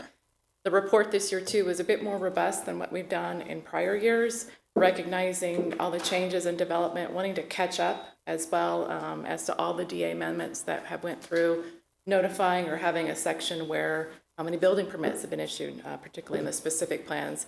In addition, because of the heightened awareness on affordable housing, we've tried to also make note of the affordable housing requirements or obligations and satisfaction of those as well. So you'll see a lot of detail on that. I will make mention as well that Sue just went to the board as well for our fiscal year-end report on all of our fee programs, which include all of our development agreement fees, those one-off kind of exactions that you'll see on the agreements, the programs that we administer for infrastructure finance, as well as all the other exactions, maybe that if there was a requirement for a developer to provide $250,000 to support an infrastructure project. We looked at all that, have we gotten the money or not, and we're happy to distribute that report to the commissioners as well. But combined, there were over 50 fees and exactions, or I think there was quite a bit more than that. We've gone through this year as well and brought forward to the board that report too, which we'll do on an annual basis as well. So, and last but not least, Sue is working on too and coordinating with our planning group as well, setting up a database, getting all these conditions entered into so that we can kind of cross-reference with each other and kind of provide those checks and balances. And that was really the impetus of kind of that creation of our new group, is to make sure we're working together and checking and balancing each other with this. I would like to report too, we broke down the report in your package kind of into 3 sections. We highlighted our mining projects, both Tykert and CEMEX. Tykert, as you're well aware, came to the Planning Commission to cancel their entitlement package as well as development agreements. We noted that. We've also noted with CEMEX, who's our only outstanding project with the development agreement, with the change in ownership over the past couple of years. Sue's worked quite a bit with them. We've caught them up. I believe this week we're getting our final payment to catch them up on the tonnage fees that were in arrears, and they're working in earnest and open and honest with us on that aspect, but they should be caught up this week on the tonnage fees that were owed. In addition to that, we highlighted that we're still not in compliance on some easements as well, and this is a long-standing issue that we've had with this project. So we were unable to note that they were in compliance, but we'll continue to work with them and hopefully have a plan of action over the next year or so of how to address those outstanding issues. With our Tahoe projects, we did make note the cancellations of both Martis Valley West as well as the Village at Palisades development agreements that were canceled as a result of litigation. The only one in Tahoe that still has an outstanding development agreement is Homewood. And we worked with Stacy Wydra and Crystal Jacobson up in the Tahoe's office to ensure compliance on that as well. And then last but not least, the 5 specific plans in what we call Southwest Placer, and those are the ones that are moving forward quite a bit, which is Bickford Ranch specific plan, Placer Vineyard specific plan, Riolo Vineyard specific plan, the Placer Ranch specific plan, and last but not least, the Regional University specific plan. All those 5 specific plans, the associated development agreements were deemed in compliance starting this reporting period as well. Bickford Ranch has a little over 100 building permits issued and several occupancies that have begun within that development. We do have property 1A that's within the Placer Vineyard specific plan, that is Lennar, developing in earnest. They have well over 600 building permits issued and quite a bit of occupancy there. They're going pretty quick in that pace. I will make note with property 1A, in terms of their affordable housing, we did make note that they've satisfied their first trigger condition, which was receiving their approvals for their affordable housing project at the 50% stage. That went through design review approval and was approved. Their next trigger has not been met, which is at 75% build out, but we're working with them and monitoring that as well. We do expect next year in 2025, building permits to start being issued in the Placer Ranch specific plan. We're seeing a lot more activity as well in Placer Vineyards with a lot more property owners as the markets continue to be strong. And as infrastructure is getting further going from east to west, we're seeing quite a bit more activity in that specific plan that we haven't seen before.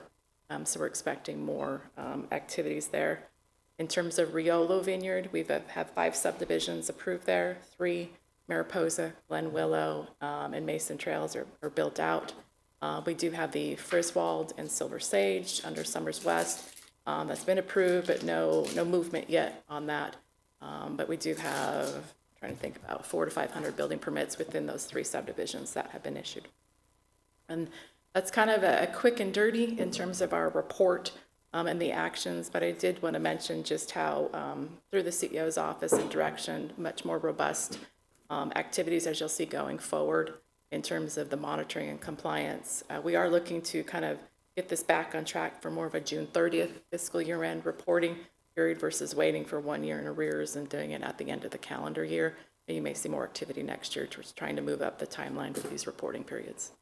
So with that, happy to answer any questions that you may have, as well as Chris or Clayton or Sue. Michelle, I want to thank you because I'm always curious about the back end, about the monitoring compliance. We hear about it, but I was always curious about how it actually happened. And I actually think it's a great idea that it went to the CEO's office. I don't know how 2 people can do all of this work. But most of the specific plans in the West Roseville area. We're struggling with that question too. I just don't know. Most of the specific plans are in my district, in District 2 right now. So I'm very curious. And I would love when you get your database up and running, I would love to get either quarterly or biannual reports on just the status. So I know what it is and the number of permits and those kinds of things. And I just think this is super helpful for us. And we'll provide the commissioners with the fee report, because I think combined it provides the whole picture of everything that we're monitoring and checking the box in terms of what's been received. And I do want to make note as well, Sue and I work quite a bit with both CEO, our finance team, with Andy Sisk and Auditor's Office, as well as our treasurer tax collector on bond issuances and reimbursement agreements, credit agreements. We both have a strong financial experience and do that back end on the finance side too, and work with our Cedar partners and DPW partners as well on all of those requests that come in. So we're busy. We're looking to hire 2 positions, so if you know anybody, let me know. And then Sorry. you also deal with the affordable housing requirements. So you have some specific plans that were approved before 2000, which had one set of rules. Then the Board of Supervisors approved another set of rules, ordinance 1565, and then now we're going into 2025, where we're going to hopefully potentially have a new ordinance that they're working on currently. So you've got to apply these different sets of rules to these different developments agreements at whatever time they were in play. That's complicated. It is, and we work closely with Nikki Strigan's group over under economic development. Again, we have quite a bit of finance background as well, and any assistance we can lend there too. With Chris and I both worked at SAC Housing Redevelopment Agency, so we've got that experience, and we cross-train as well, and try and we joke around, Sue and I, that my head's on a swivel all day long, just trying to pass information down as I'm ending into the last couple of years, and and have all that experience over the past 20 years with every single one of these projects. Just how do we pass and train and build up our teams? Well, I hope we get to see more of you, quarterly or biannually at least, to come back and give us this kind of information. It's super helpful. We're happy to anytime. I have a couple questions and a quick comment. I also really appreciate the information. It's nice to actually see all of this large specific plans and the history. It did cause me to validate some of the concerns I've always had, but I think it's a good way to visibly show in a summarized way the changes that occur over the life of a large project. And if I can make a couple comments, I don't know if I should wait or No, you can do it now. okay. Like a couple of specific questions I had. Hopefully they're easy. Just curious, on the Homewood project, they have no affordable housing requirement, I read. Is that true? It's probably worded incorrectly. They have an affordable housing agreement that's in place, so no requirements have been triggered under that agreement yet. But they do have an agreement in place and conditions of approval associated with affordable housing. And then on the Placer Vineyards, when you look at the history, and this has always been a concern that I've had, and I know a lot of people in the community, is a project gets a lot of highlight and attention at the time of the approval, but there's a whole bunch of things that can happen after the fact to amend public benefits out of the original approval. And maybe I'm incorrect, but when I read the page 5 for Placer Vineyards, and I know market drivers change, so I completely understand that. But just like at a glossary level, when you look at Placer Vineyards, there's like a whole bunch of reduction in park facilities, removal of a sheriff's substation, Class 1 bike lanes are removed. In the Placer Ranch, there was a consolidation of more mixed use type to low density, which is a challenge given the issue we have with affordable housing. The other just sort of thing that popped out at me is, and I know a lot of these were approved way long ago, but there are these amendments, and then so many of these projects have the affordable units in the late phases of the project, so actually serving the need of the community, like we're just not doing it. And so it's just that my thought was, had just going through, the county went through the RENA rezone process, which created a lot of emotion and angst for people in the community, and rightfully so, because they feel like some of this should have been taken care of over time. And then when you read these, it kind of, you put two and two together, and I just hope as a commission and then the board and going forward looks at these more systemically and says, maybe we shouldn't allow the build of affordable housing at the last phase. Like in the Palisades project, that development agreement, even though I voted no on the project, that development agreement was done really well, and it had affordable housing being built at the beginning.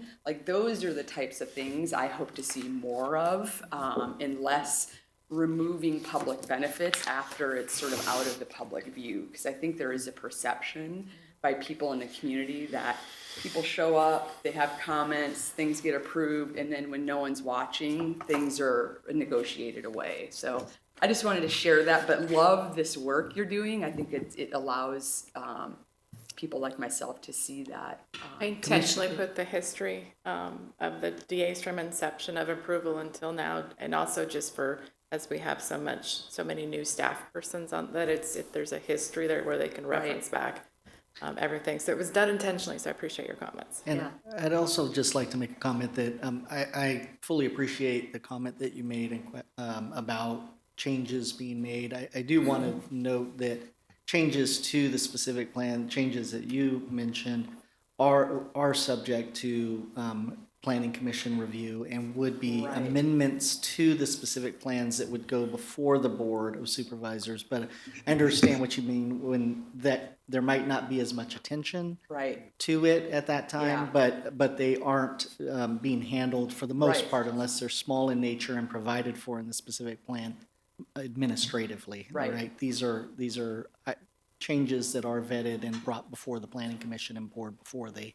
are decided Are upon. amended. Correct. Yeah. Thank you, Chris. And I think it's just for me and hopefully my fellow commissioners, not that we'll always agree all the time, but looking at these things, I think it's just so important to add that level of scrutiny so we don't end up in a situation where we're, plopping high density as an example around the county. And I'm just making that as an overly dramatic point, but totally understand it goes through the process. I just hope people look at this more systemically in the future. So thank Thanks, you. Amber.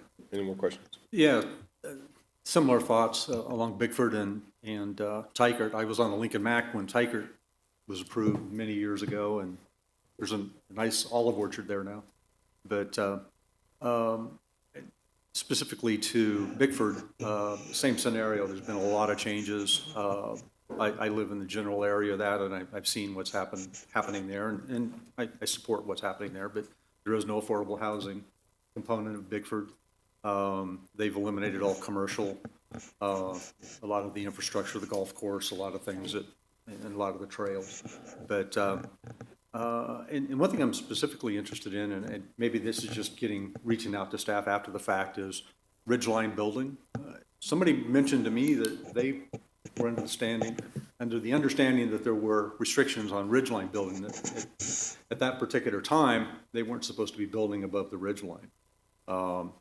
You weren't here for those long discussions. Well, my wife was on the MAC at that time. She approved that one. Yeah, so anyway, that's a concern. And, I can now see those. So every evening, and you can see the sun glistening off of the windows, and then you can see the lights above it. So again, I support the project. Not that means anything, but there's just some things that have happened over time that we've lost a lot of continuity there. The fire station was moved from the 100th permit to the 1,000th permit, things like that. And with elimination of other fire stations, that has an impact. So, there's just a lot of things along the way. And now that I'm sitting here, we'll have the ability to see those things and provide comment on them as they come, which I don't anticipate many more changes to Bickford. I appreciate your comments. Thank you. If there's no other questions at this time, I would open it up to think Are about. we going to have any more specific plans? Is there a vision out there for other areas that are going to become specific plans in 2026, 27, 28? It's a great question. Obviously, a specific plan was just adopted last month that will be incorporated into these reports. As we work through our general plan process, general plan update process, we'll be evaluating future growth areas, whether those become specific plans, some community plans, sub-area plans. We'll have to look at what is the appropriate mechanism to facilitate the logical planning of an area. From your perspective, is it easier to control and manage and provide oversight if it's a specific plan versus all of these little developments that are going on all over? Does it help you to have it in a specific plan? Does it help us? I think it helps. I think it helps staff. I think it helps the development vision for an area because specific plans establish their own development standards, their own allowable uses for an area and so forth. So it's for a larger geographic area, it's a very effective tool to plan for the orderly development of an area. How does that? Yeah, marry- once the Palisade is dealt with by the Board of Supervisors, that'll be added to this list. And we talk about large lot plans, and whenever particularly somebody comes with a major proposal that involves a lot of property owners and those types of things, and it makes sense to do a large lot plan to take care of the infrastructure and the rest of the issues, the timing and those issues. And so those normally involve rezones.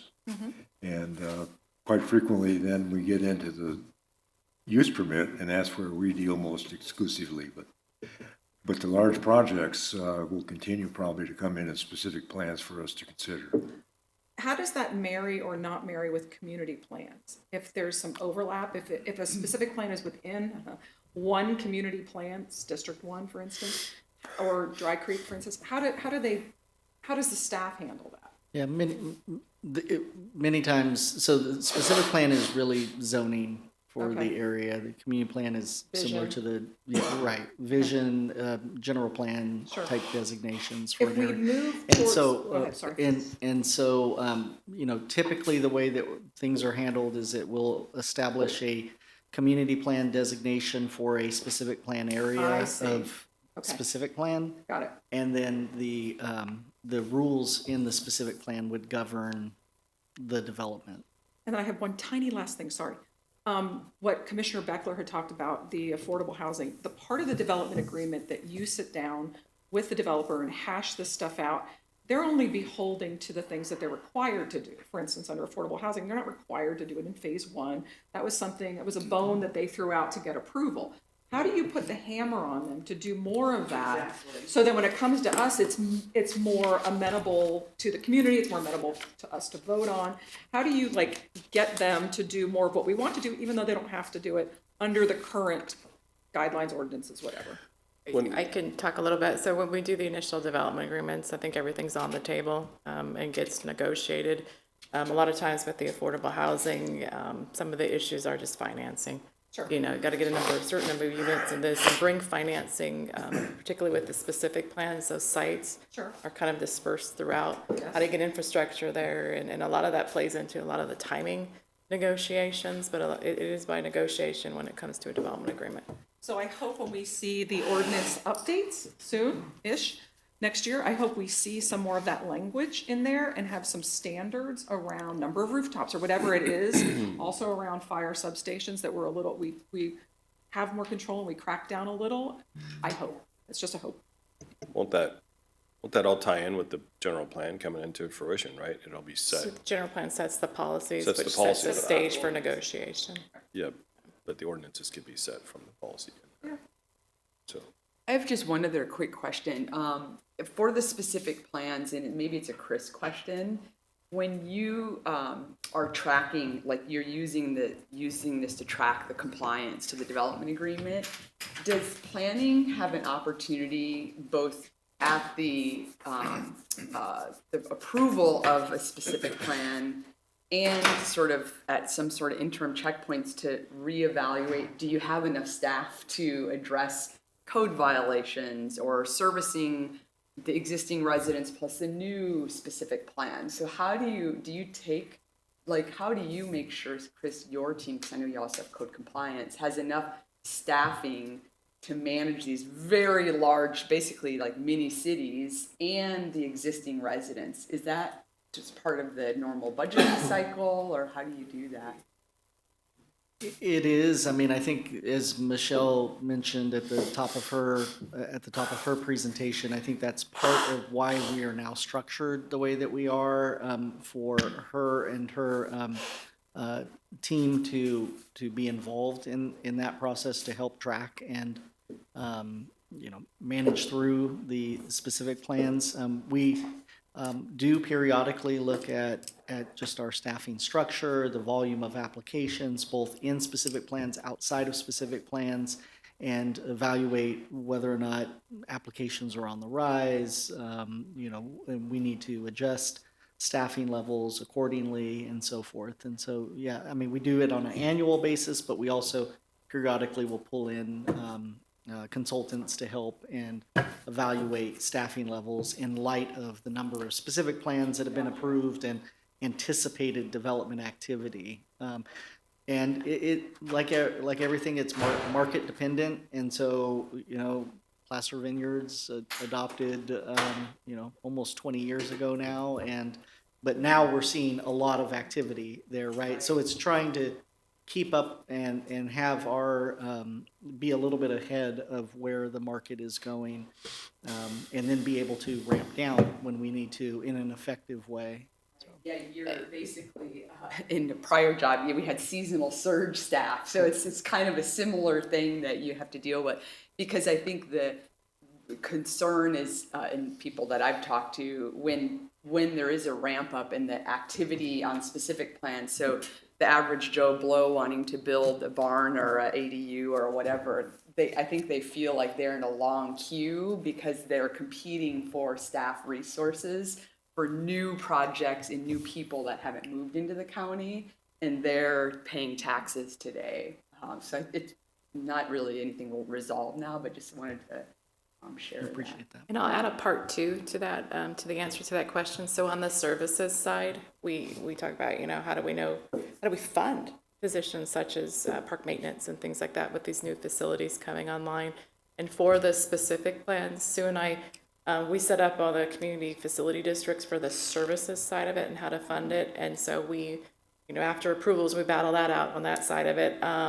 We just recently set up the Placer Ranch one, and it took a year of working with each individual department, figuring out what the absorptions are, what comes online, because it sets up how we tax, because we use special taxes to fund the services. And so it's both the people to do the work, but the people then to maintain. When do we bring a fire station online? We work with our fire group. We run the absorption schedules and run what revenues we need based on current contract costs. And those are sometimes that's more negotiation and quite heated discussions until we can come to some resolution. But we're talking about, when Placer Ranch was just, that's an $11 million services CFD budget on top of just taxes, regular taxes that are paid. And it took a year to get there, and that's typical. It takes about a year for us to work through those, and that's also what we do, based on our expertise on that side. I guaranteed 2 years, and then I said I'm going to take it 6 months after that. So. No question. I noticed of all these projects, CMAX is the only one that apparently is not in compliance. Mm-hmm. So what's the future there with that particular project? So twofold on the tonnage fee basis. Sue's worked quite diligently, and they were very responsive. Hopefully this week the check is cashed and we've got them caught up on the easements. It's been a long-standing issue. We reached out, we sent a notice of default. We'll send a second notice, trying to get them back at the table to figure out how are we going to address this? What's the plan? Every time I come here with a development agreement report, it's always been in deep and non-compliance because those issues have remained. We'll continue to work with them and continue to try and figure out a path forward. I just don't know what it is today. But they've been receptive and open to communication and working, through the fees and getting that corrected. I want to make sure I recognize that, I appreciate that, they've worked with us on that. Hopefully next year we'll have a plan of how to address it. So they're not at the breaking point then? No. Okay. So are we going to make a motion on this? No, we still have to do public comment. Huh? We still have to do public okay, comment. yeah. I was just waiting for all of you to. Right. I do have this little cool controller right here, so I haven't had to abuse my power. You did well. You did well. I should right now, actually. I think I will in a minute. Okay. I will open up public comment. Obviously, there's nobody in the room, but I believe there's somebody online who would like to make a public comment on this. Diane, go ahead and unmute your mic and give your comments. Greetings again, Commissioners. This is Diane Louise Alessi from Christian Valley Park Community Services District and nearly 60 years in Placer County. I'm going to start out with thank you very much, Amber. You pretty much said everything I was going to say. I commend you for bringing that to light, and you too, Commissioner Dahlgren. I really appreciate it, because that has been a huge bone of contention for me, that I've seen projects that have been, especially down in this, Placer Ranch area, in terms of the project being 10 plus years in the making. Then they come back to the board with contract modification, kicking all the extreme low income out to the final phase, which may or may never happen. And we're in such a deficit for extremely low and low. And then in the next RHNA cycle 7, there's going to be acutely low. And that's 0 to 15% income. Now, that's a huge subsidy in itself. So that needs to be considered now, not when RHNA 7 is going to be pressuring us again. We really have no time because we're so far into RHNA 6 and beyond. I think it's really about the contract language at the end of the day. In other words, everybody else has to pay you a huge fee to come in and debate whether they need some kind of special use permit or any kind of permit. Yet I see the developers come in, amend these contracts, and there's never a counteroffer to the contract. I think seriously, anything that was built or included in any RHNA numbers cannot be moved. I think it stays where it stays in the contract. And we just have to do that. We have to pull a hard line there. Furthermore, I want to see some easier way to do public document requests in terms of seeing these in lieu fees that get paid downstream, that get circled back into the county's housing trust. Then the county housing trust turns around and allocates it to Housing Trust Placer, a private partnership. So in lieu fees technically could circle back to the developer, and that's the incentive, because they're either going to get some kind of help or grant and or help on purchase of the property. So pay the in lieu fee and it bounces back around the circle.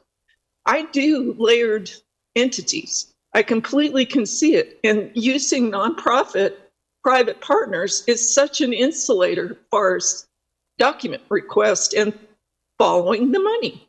So with that, I'm going to yield, but keep that in your bonnet, because we need stronger language that does not let them come back with these amendments. And then there's never any counteroffer or pressure to make those low, high density units get built.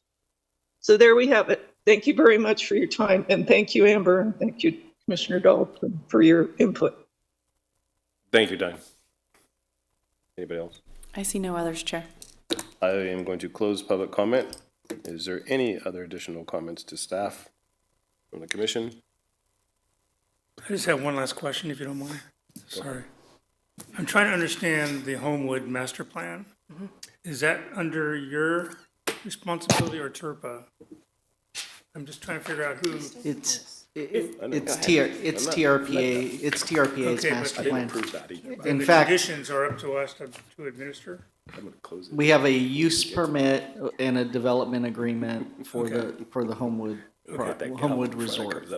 I should just mention that Homewood or JMA, who's the owner of Homewood, is pursuing a revision to their master plan. Right, I just read about that. That was at the Advisory Planning Commission yesterday of TRPA, and will be at their governing board soon. Thank you very much. Thank you.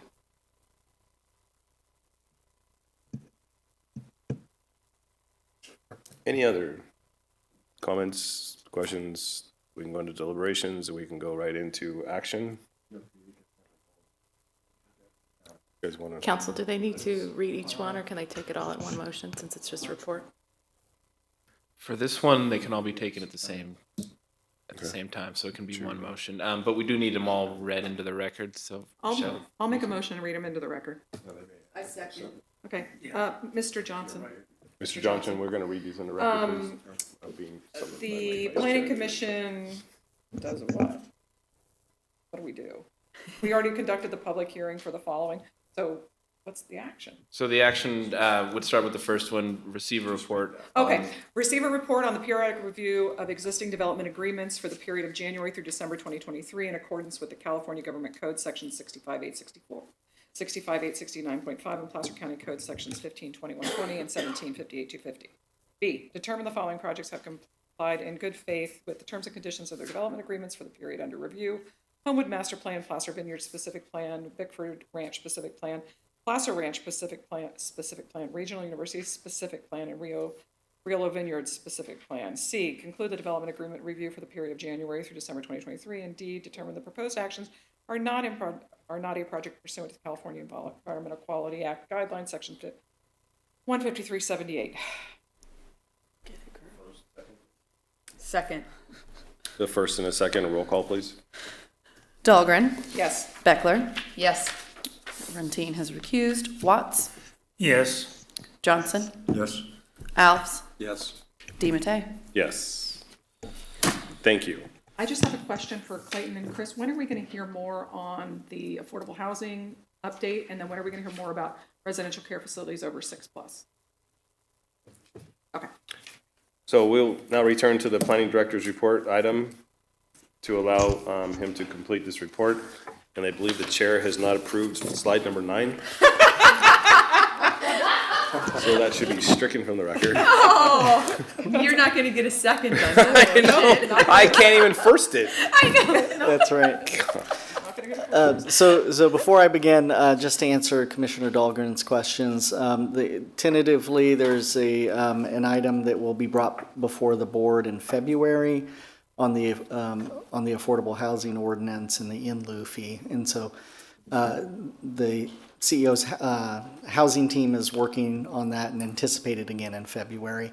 As it relates to the residential care facility 7+, it's included in staff's work plan. That will come back to the Planning Commission for an advisory recommendation before going back to the Board of Supervisors. So our long-range planning team is working on it. It will be a 2025 item that we bring forward to you. Right. Yeah, there's been a couple of other things that have been taking up some time. Oh, yeah. Rezone, perhaps. Back to the staffing. That's right. Okay, thank you. Okay, well, I guess we're still good morning. So before we... By the way, I can adjourn this at slide 8. That's right. So before we officially close the books on 2024 and welcome the new year, I'd like to take a moment to just reflect on the past year and also consider what lies ahead for the Planning Commission. As the Commission is aware, I'm coming up on my second year here at Placer County. And so I've only been here for, again, roughly 2 years, but I can say that this year seems like it was quite atypical, just given the number of items that we had and sometimes controversial items that were brought before the Planning Commission. Those types of projects and those challenges definitely highlight the work that is done by the Commission to evaluate and make recommendations and take final action on projects. And so again, want to take a moment to appreciate all the items that came before you this past year. So in terms of looking at the numbers for this past year, 2024 was indeed a busy year. We held 18 commission meetings, during which you reviewed 28 separate items. Of these, 6 were general plan amendments, so we had quite a bit of activity with these large legislative actions where you made recommendations to the board, and 3 of those were appeal hearings that came up from the zoning administrator on appeal. This slide here contains a full list of the projects that came before the Commission in 2024. So in addition to the general plan amendments and appeal hearings, we also heard proposals for 3 major new subdivisions that I'll speak to shortly, several requests for extensions of time, and then modifications to existing entitlements, similar to what you heard earlier today. I did want to take a moment to highlight some of the more significant and impactful items that were considered by the commission this year. I'll start, we were talking a little bit earlier about the Village at Palisades Tahoe specific plan, which was heard by the commission in September and approved by the board last month. The commission's aware the project provides for a thoughtful redevelopment of the project into the property into a year-round destination resort, up to 850 condo hotel units, 300,000 square feet of commercial development, workforce housing, which was mentioned earlier, and a number of other community benefits.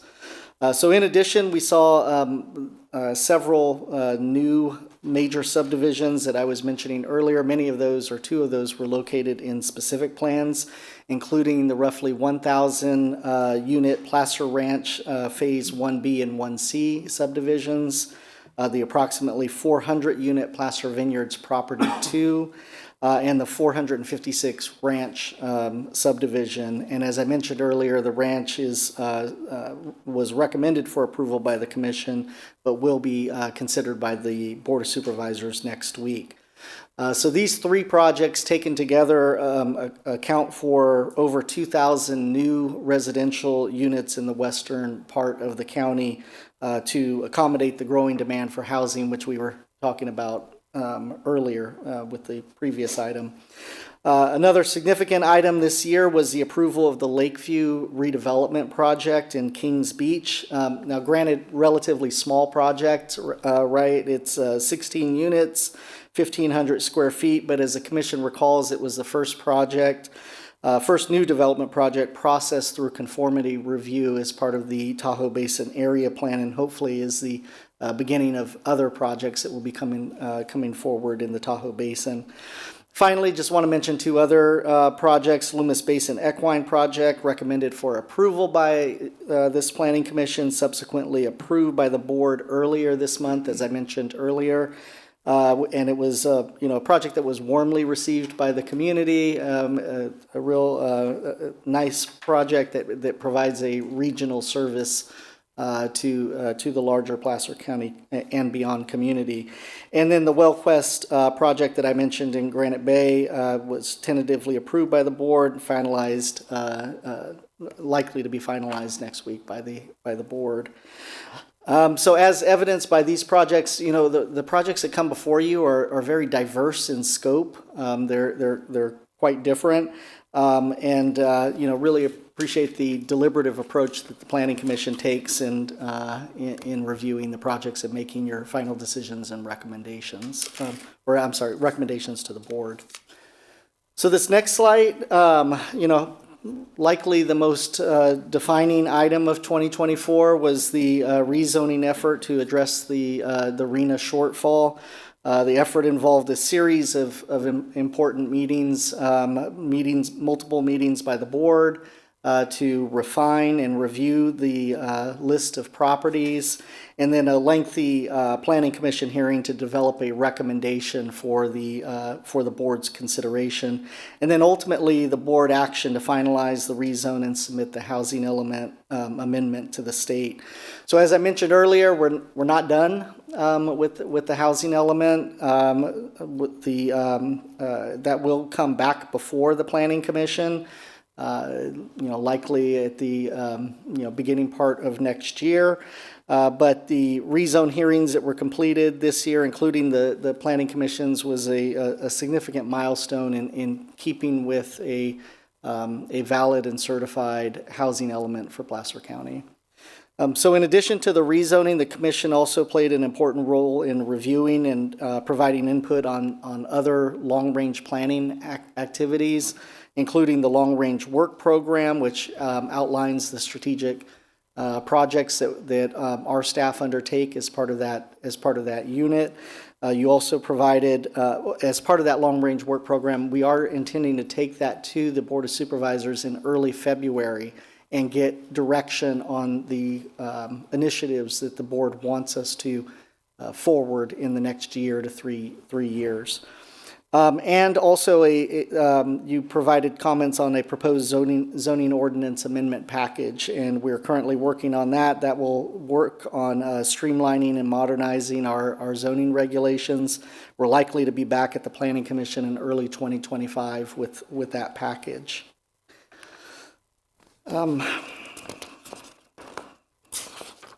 So as we look to 2025, I think what the Planning Commission should expect is that for the general plan update to really start to become more front and center with our Planning Commission hearings.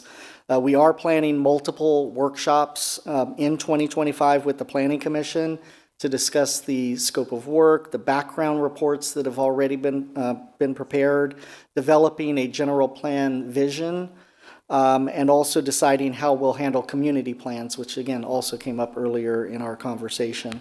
So in fact, the first workshop is anticipated to be on the work program and background reports, and we're looking at the January 30th meeting for that workshop. So just as an early heads up there. In terms of the work product that staff is doing on the general plan update, we're working to schedule stakeholder and public outreach events from January to April.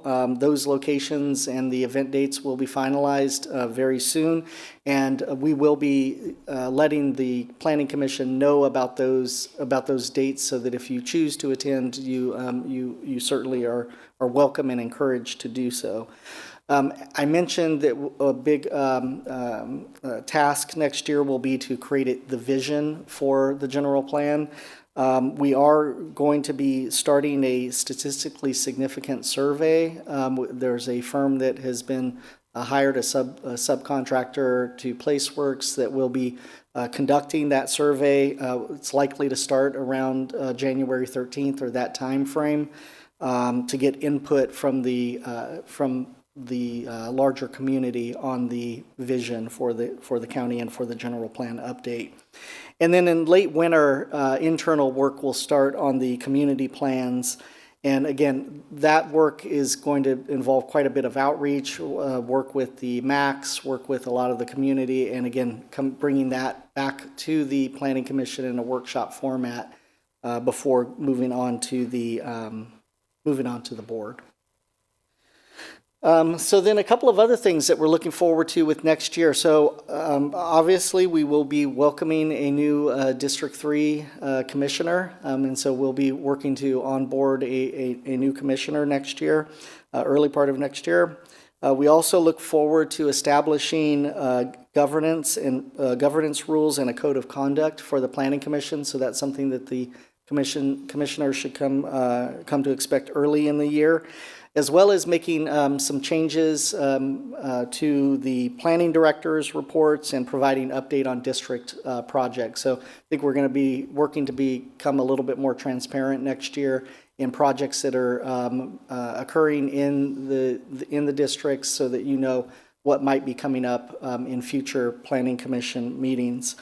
As I mentioned at the top of my planning director report, we have been hiring a number of new staff in the planning division. So just like today, you're going to be hearing from a lot of new staff as they come forward and present items before the commission.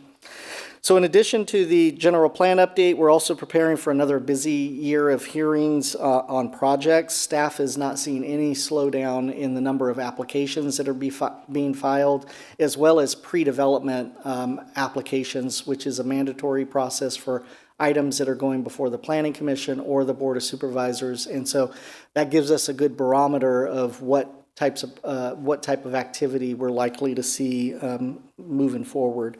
So I have included here some of the anticipated projects for next year that most commissioners have already likely heard of. So that includes the Ivy. It's an assisted living memory care project in Granite Bay. That's likely to be at the very beginning of next year. The Hopeway Apartments in Penryn, which I know a number of you have heard quite a bit about.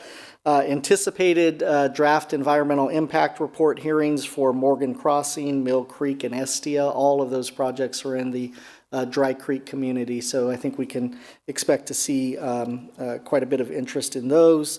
And as I mentioned, my team is expecting just, again, another full year of hearings along with projects that have great community interest. So I know I've mentioned it a few times in past meetings, but I did want to make sure to highlight next year's Planning Commission Commissioners Academy training in Santa Rosa. It's scheduled for March 5th through 7th. Our team, along with the Clerk of the Board's office, will be working with you to gather RSVPs from those that are planning to attend the training.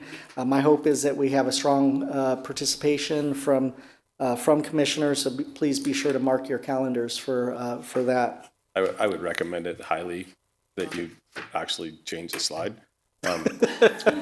Just solve that pop-up. No, that you, and if even the new commissioner, I'll, highly advocate for him to go as well, or her to go. I'm not sure who it's going to be yet, but I think it's been. I've gone the last 3, and I learned Yeah. something new every time. Every Sorry time. you guys couldn't come last time because of the rezone show. Yeah.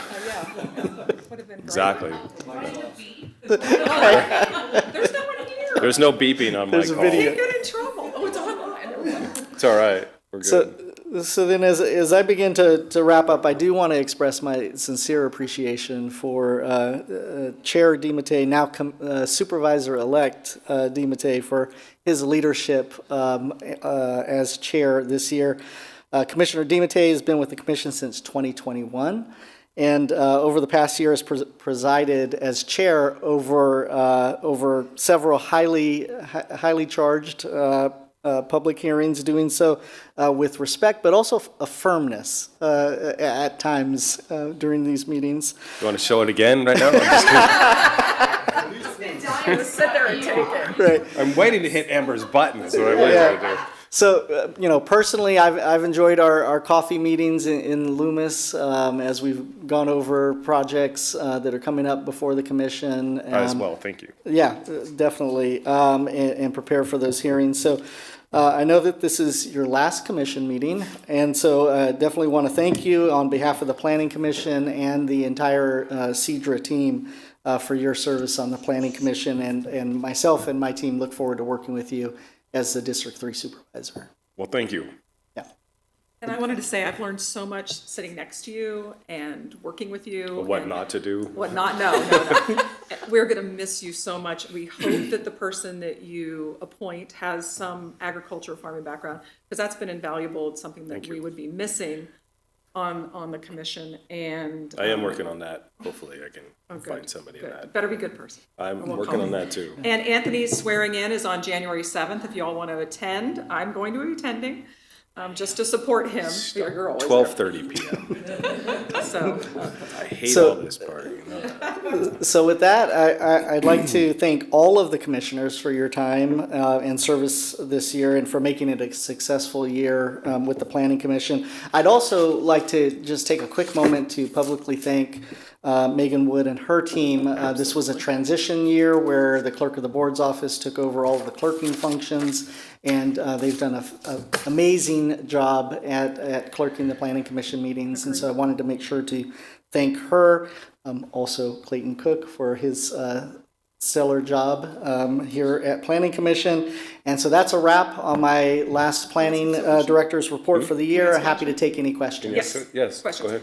First, I want to thank your staff. I've been in government consulting for 30 years. I work with many of the state agencies and county groups. And this one, by far, is the best, most professional, well-staffed organization. You make our job easier, even though we don't always agree. We recognize and respect the work of the staff. Question about the long-range work program. You said it's going to the Board of Supervisors. Are you looking for them to prioritize? We are. Okay. Yeah, okay. we will. And once that happens, you'll come back to us and let us know maybe on a quarterly or semi-annual basis where you are in these things. Because I feel like I lose them. I have a list on my phone, but I forget. And Yeah, absolutely, absolutely. Okay.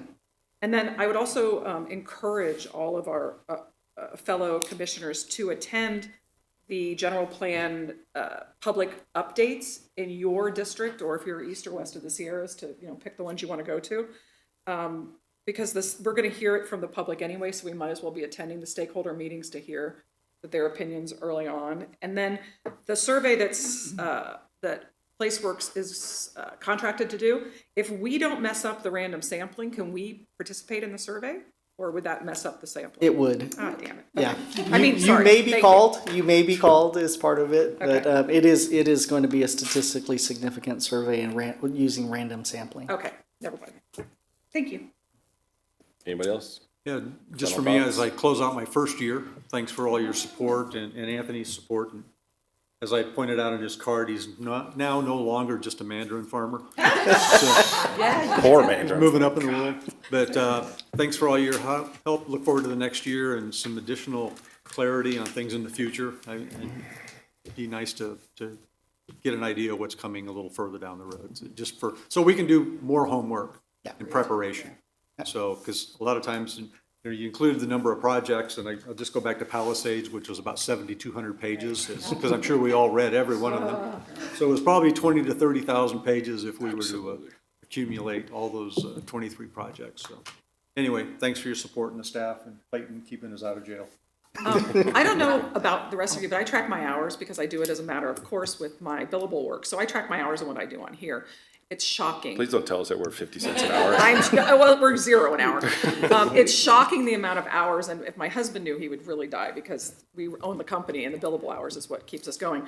But the amount of time that we put into reviewing and reading and asking questions, I had no idea and probably would have said no had I known in advance. But Right? Keep that a secret. Can I just add one more quick Hold on, comment? yeah. See, you can Done. cut me You're off. out. Try We'll see ya. Absolutely. Just being truly honest, you can cut me off if you really want to. It's your last chance. I just wanted to thank Anthony too. It's my first partial year on the commission with the change of guard with Dan Woodward and I, and it's been awesome just to work with all of you. I've already learned a lot. Hopefully my questions and deliberation don't get too over the top, but Anthony, thank you so much. I think you've done a good role model for providing that firm but a productive deliberation, and also thank you to all the staff too. It's like totally awesome. You guys always answer all my questions ahead. So great work. All right. Anybody else? Yeah, just simply like to thank Chris, Clayton, and all your staff for all the help I've had, and just the observation that Commissioner Dahlgren made about the professionality. It's awesome. And I work in government for 50 years, so I kind of know what that's all about. I would like to say to the chairman, thank you very much. I also just observed I've not learned very much from you sitting way over here, so. I try to keep quiet. Yes. It's all your guys is to guide me to where we need to go. Thank you. You're welcome. Thank you. Okay, well, congratulations, young man. Thank you. And, Not sure. yeah, well, I Careful hope you what you enjoy ask your for. new role. Thank you. I'm looking forward to It'll it. be challenging, but it'll be fun. Very challenging. And, yeah, appreciated the time that you spent on this commission. Thank you. And your interest in agriculture, those types of things. So Thank thank you. you. Thank you, guys. Thank all of you. Yeah, we have a drinks right here. Just first of all, I hate doing this part, but thank you for all of you guys. All right, I'm adjourning this.